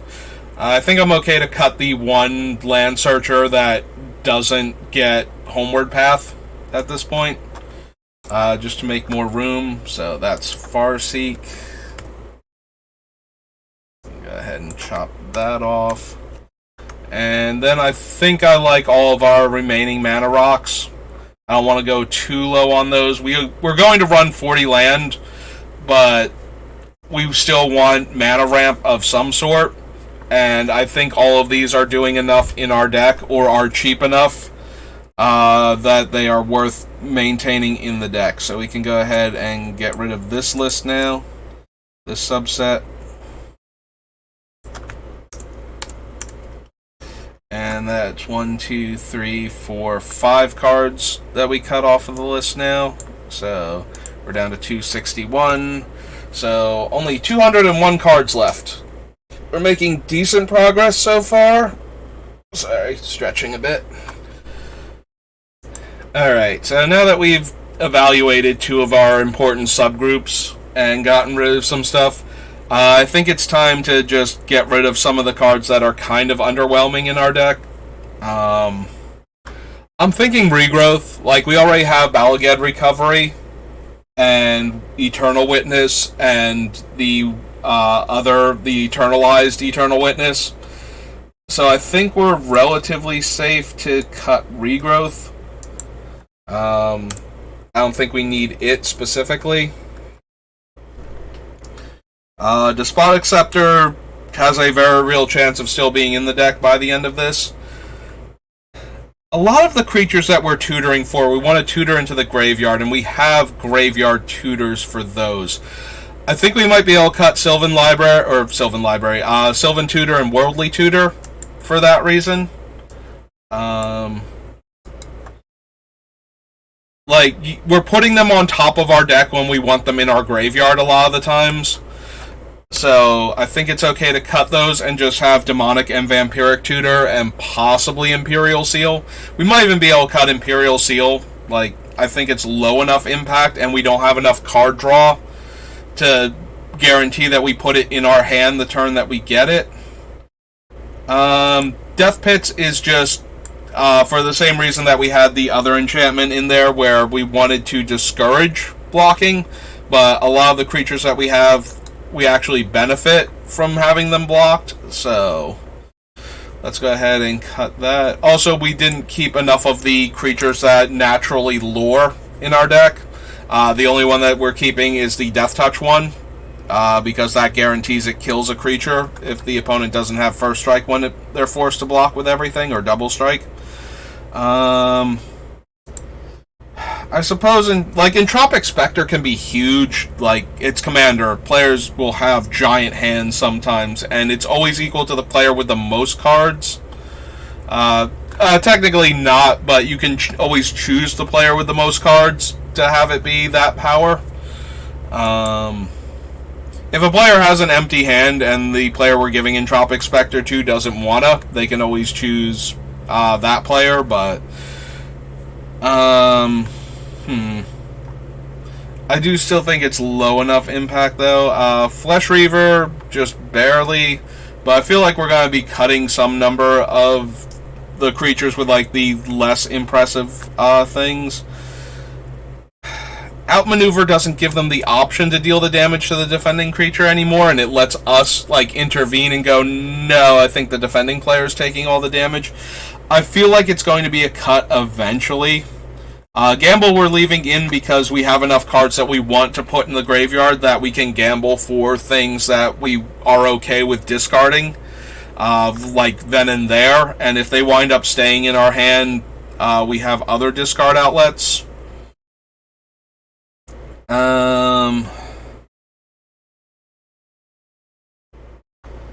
We're gonna wind up cutting this card eventually. We're gonna wind up cutting a bunch of the, like, deals some smaller amount of damage to the players.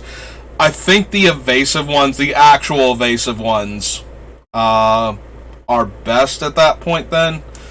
The only reason why Flesh Reaver hasn't gotten cut yet is because it's a 4-power creature that if the opponent blocks, the person we gave it to takes 4, but it probably will wind up getting cut too. Like, I'd rather be giving out negators and obliterators than some of these things. Alright, let's go ahead and cut the avatars. Like, we have better stuff to give out than them. So, we're going to cut them each one at a time so that it helps the math later on when we're trying to figure out how many cards we just cut. But, yeah, let's go ahead and cut all 3 avatars. I feel like we're gonna wind up cutting, like, the lesser Gargadons and all this. We might even wind up cutting, like, all of the Jackal Pup creatures because they're low enough impact. Like, they allow the other players to murder each other if they so choose. Like, if we force somebody to take a Jackal Pup and everybody that they can attack is like, yeah, no, this player needs to die, that's a very easy way to, like, gang up on that player and force all the, like, they're forced to attack, all the blocks happen, they wind up losing their guy and taking a ton of damage. But we might wind up cutting most or all of them despite that. I'll leave Oversold Cemetery for now. I'm thinking about, like, the Executioner is only a 2/2 and we have to use one of the effects that gets it through in order for them to do it, but it's not optional when we do that, and it's an okay card for us to cast too. Like, Ebonblade Reaper always makes the attacker lose half their life, so that's always going to be a consideration. Like, it helps put them in range where giving them one of the Jackal Pup type effects is going to actually get them killed even if the other player kind of doesn't want to. Like, it takes away blocking options where now they have to block with smaller creatures in order to not do it. Grid Monitor was kind of cute. Like, we give it to a player and they can't cast their own creature spells this turn. It does stop them from casting their commander, unless their commander is somehow not a creature, like one of the planeswalkers that can be a commander, or one of the other, like, weird things, like the vehicle guy.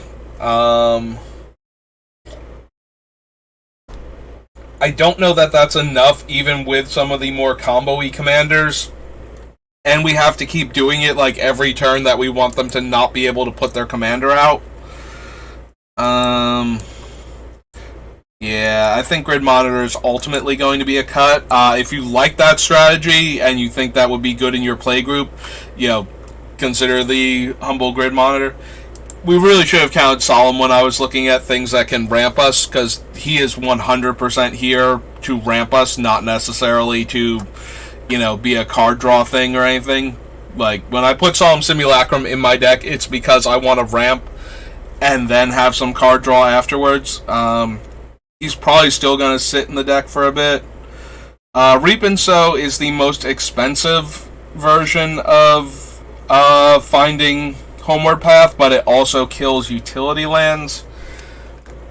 I think with Crop Rotation and Treasure Map or Expedition Map rather, and I think we have like one other that can go get it. Maybe we don't need Reap and Sow. Oh, we have Sylvan Scrying. Yeah, that's the other one. So yeah, we need to make room. Beacon of Unrest is like just a generic card that's not working with our strategy. It's certainly a valid card to have in your decks, being able to reanimate any creature and then shuffle it back into your deck to draw again later is a perfectly fine card. Necroplasm is good against token strategies, but I think we have enough other token haters. The big thing about Necroplasm is it does get rid of very large tokens. Like, a lot of the things that when I said we have other token haters in the deck, they are mostly like small creature wraths, like the Massacre Worm, whereas Necroplasm doesn't care about their power and toughness, it cares about their casting cost, and keeps the board low. Maybe that's enough to keep him in here. Yeah, I think I'm going to cut Perilous Forays. I think we have better sacrifice options for our deck than that one. Yeah, Jagged Poppet. The other players are encouraged not to take damage from it to begin with, and they are also encouraged to take cards from the player's hand that we are giving this to. So dealing damage to the Jagged Poppet makes them discard cards. They're encouraged to do it by the fact that taking cards away from your other opponents is almost universally a good idea. Even if it's, even if you kind of want them around. Like, if you're not taking every card from them and you're leaving them with the cards that they need to deal with what's currently going on, that's usually kind of okay. It may annoy them enough that it doesn't work out that way.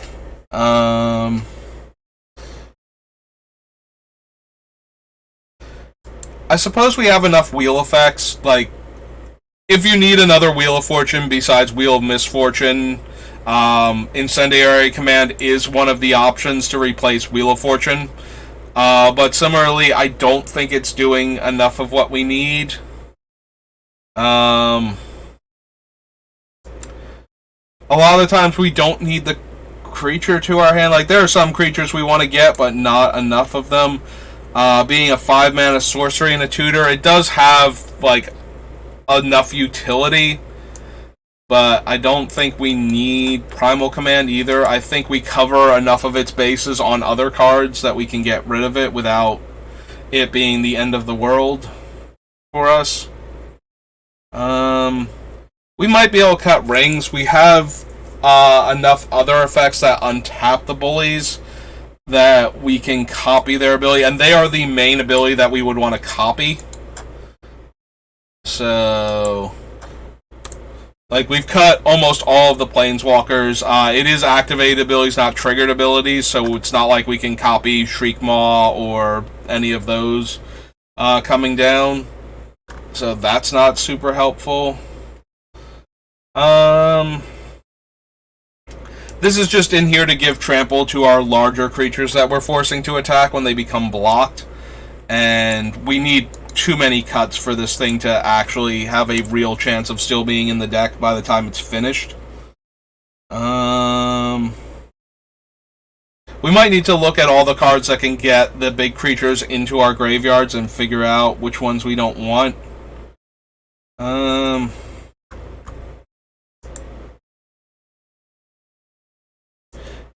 Yeah, this thing has to damage an opponent in order to get it, in order to get the land into their graveyard.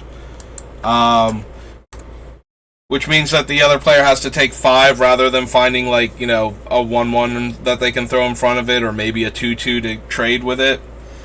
I do like Abyssal Persecutor as a way to stop insta-win combos from letting the player win. It does not help if the insta-win is damage, though, unless you can get back above that number safely. But yeah, giving them Abyssal Persecutor does mean that their Oops, I Won card might not. That still might not be good enough. Pathrazer of Ulamog is super hard to cast. It does have Annihilator 3. We're trying to find the cuts here, and there's a lot of, like, push and pull from each of the cards going, well, I'm kind of good when things are doing this, and I'm kind of good when things are doing that, so this is going to be, like, getting to the one that is actually going to win us the game. Malignus is large, but it's never large enough to kill the player with the most life, so if one player has to have enough life that this thing one-shots the other players, and we can't give it to the player that it's, like, the player that has the most life. If we give it to that one, then it's going to be smaller because it has to be their opponents. So I think Malignus is less impressive than some of the other options, so we're going to cut that. Reforge the Soul is one of our wheels, so we're going to keep that one. Jared is one of our sack outlets that's particularly powerful. Gore Clan Rampager was in here for the same reason that some of the other things were in here, to make the creature spontaneously larger and trampling. And it is a creature we can cast, and it's a creature we can give out that's, like, low impact. I think we can go ahead and cut it, though. I don't think it's doing enough. Like, any one mode on it is doing enough to merit inclusion.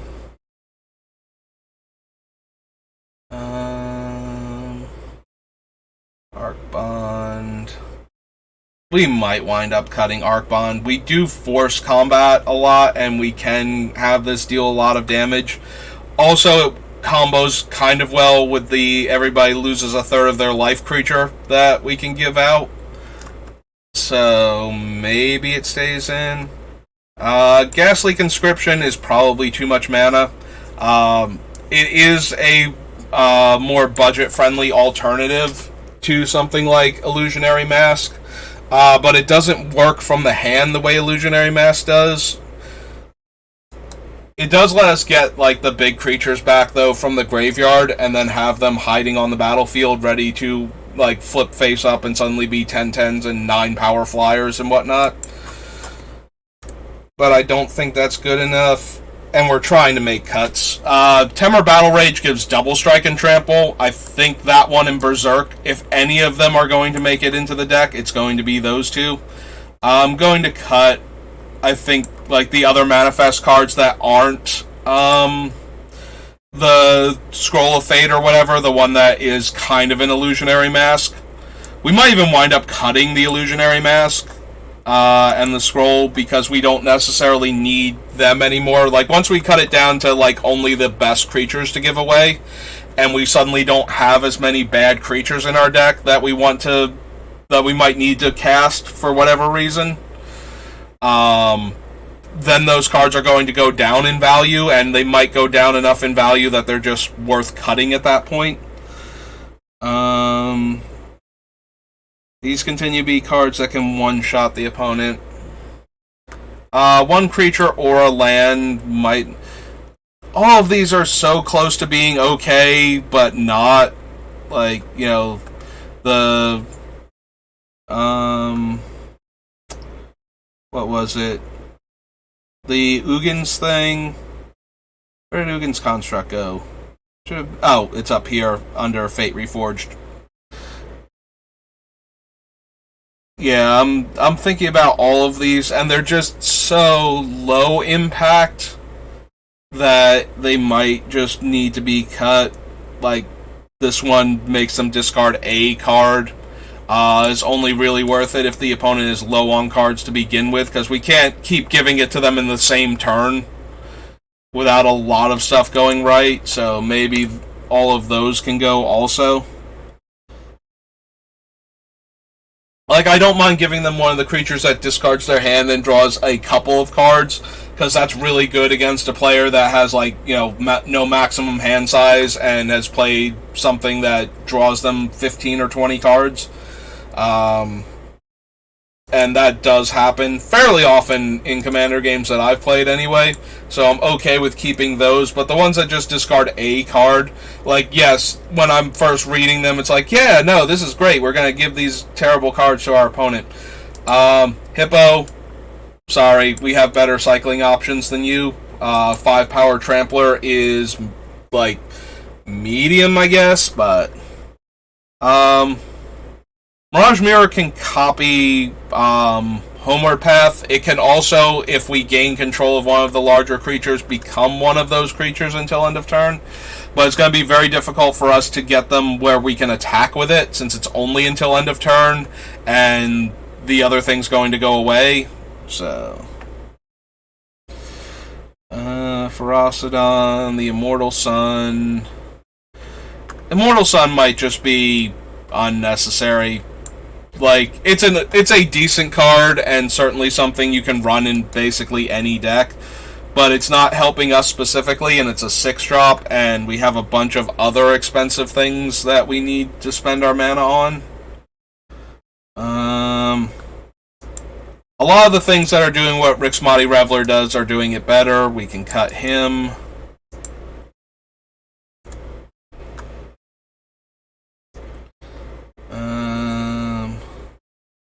5 power Trampler, and it does let us discard and draw. It also counts if it hits a Planeswalker because it's from War of the Spark.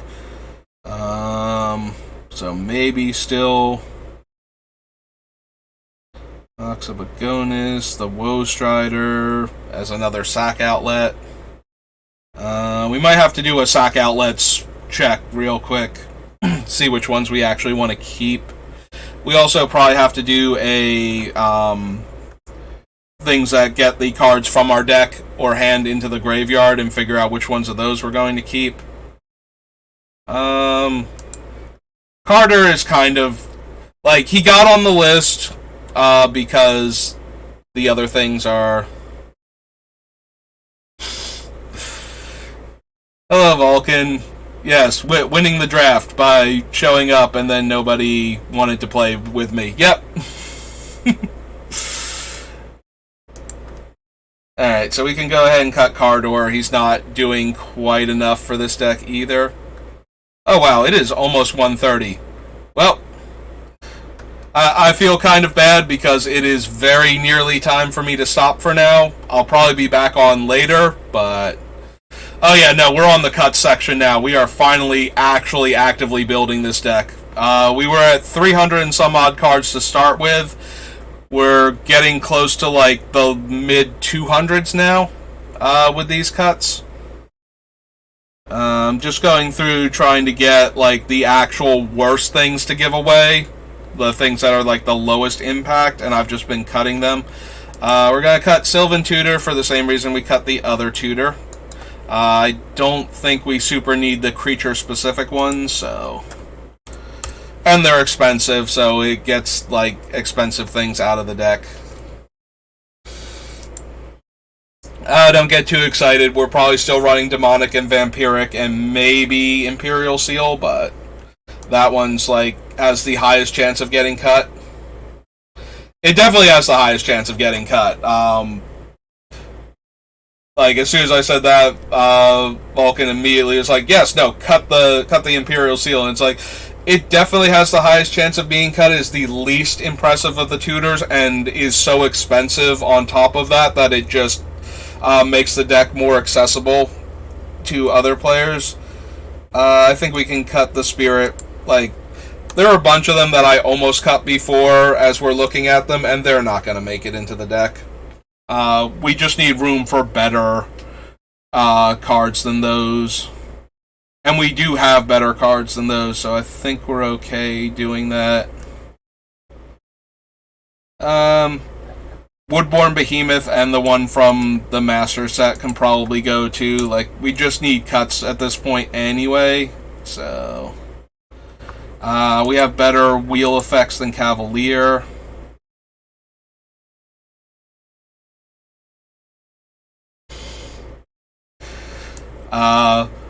Vulcan, who has played with me in Commander, appreciates that I usually know exactly what I'm going for, so it dramatically cuts down the amount of time I spend looking at my deck whenever I cast one of my tutors, as opposed to having to sit there while the player goes through their entire deck trying to figure out what they're going to run. Murasa Behemoth, that was the other one that's similar to the other thing that I cut before. I think they're low enough impact. They are large trampling creatures, but I think we have better large trampling creatures to give away. Alright, so it is almost 1:30. I do have to go get my brother because he's got to go to work. So we are going to diminish the list by these. So we have 1, 2, 3, 4, 5, 6, 7, 8, 9, 10, 11, 12, 13, 14, 15, 16, 17, 18, 19, 20, 21, 22, 23, and 24. Alright, so 24, so 41, and then 4 is 37? 37. Alright. Made a huge dent there. We always knew what I was getting and can't remember me doing what else it was. Tell your brother I hope he has a good day at work, and I am excited to see the cuts. I'll be here if I see you on to help with cuts. Yeah, I should be back on in like a couple hours, like around 3:30 or so, to do more cuts. But yeah, I gotta get him, bring him home so he can take his shower and whatnot and get ready for work. And it's okay. Like I said, I'll almost definitely be back on, but it's gonna be around like 2 hours from now. So I appreciate you stopping by. It always helps when somebody comes in and talks to me and gives me things to talk about besides the cards. Although I have been talking almost exclusively about the deck now, instead of just letting myself get distracted and rambling for hours on end about individual cards. So while that is a fun thing, if you like Magic trivia or all of the weird stuff that I know about Magic cards, that's neat. But if you just want the deck portion, now we're just in the deck portion. So thank you, Vulcan, and I will see you later. But I really do have to go. And to everybody else out there who has been lurking or is watching the VODs or anything, I appreciate you, and I thank you for checking me out. And I hope you'll continue to watch the channel. And I will see you all later. Thanks again.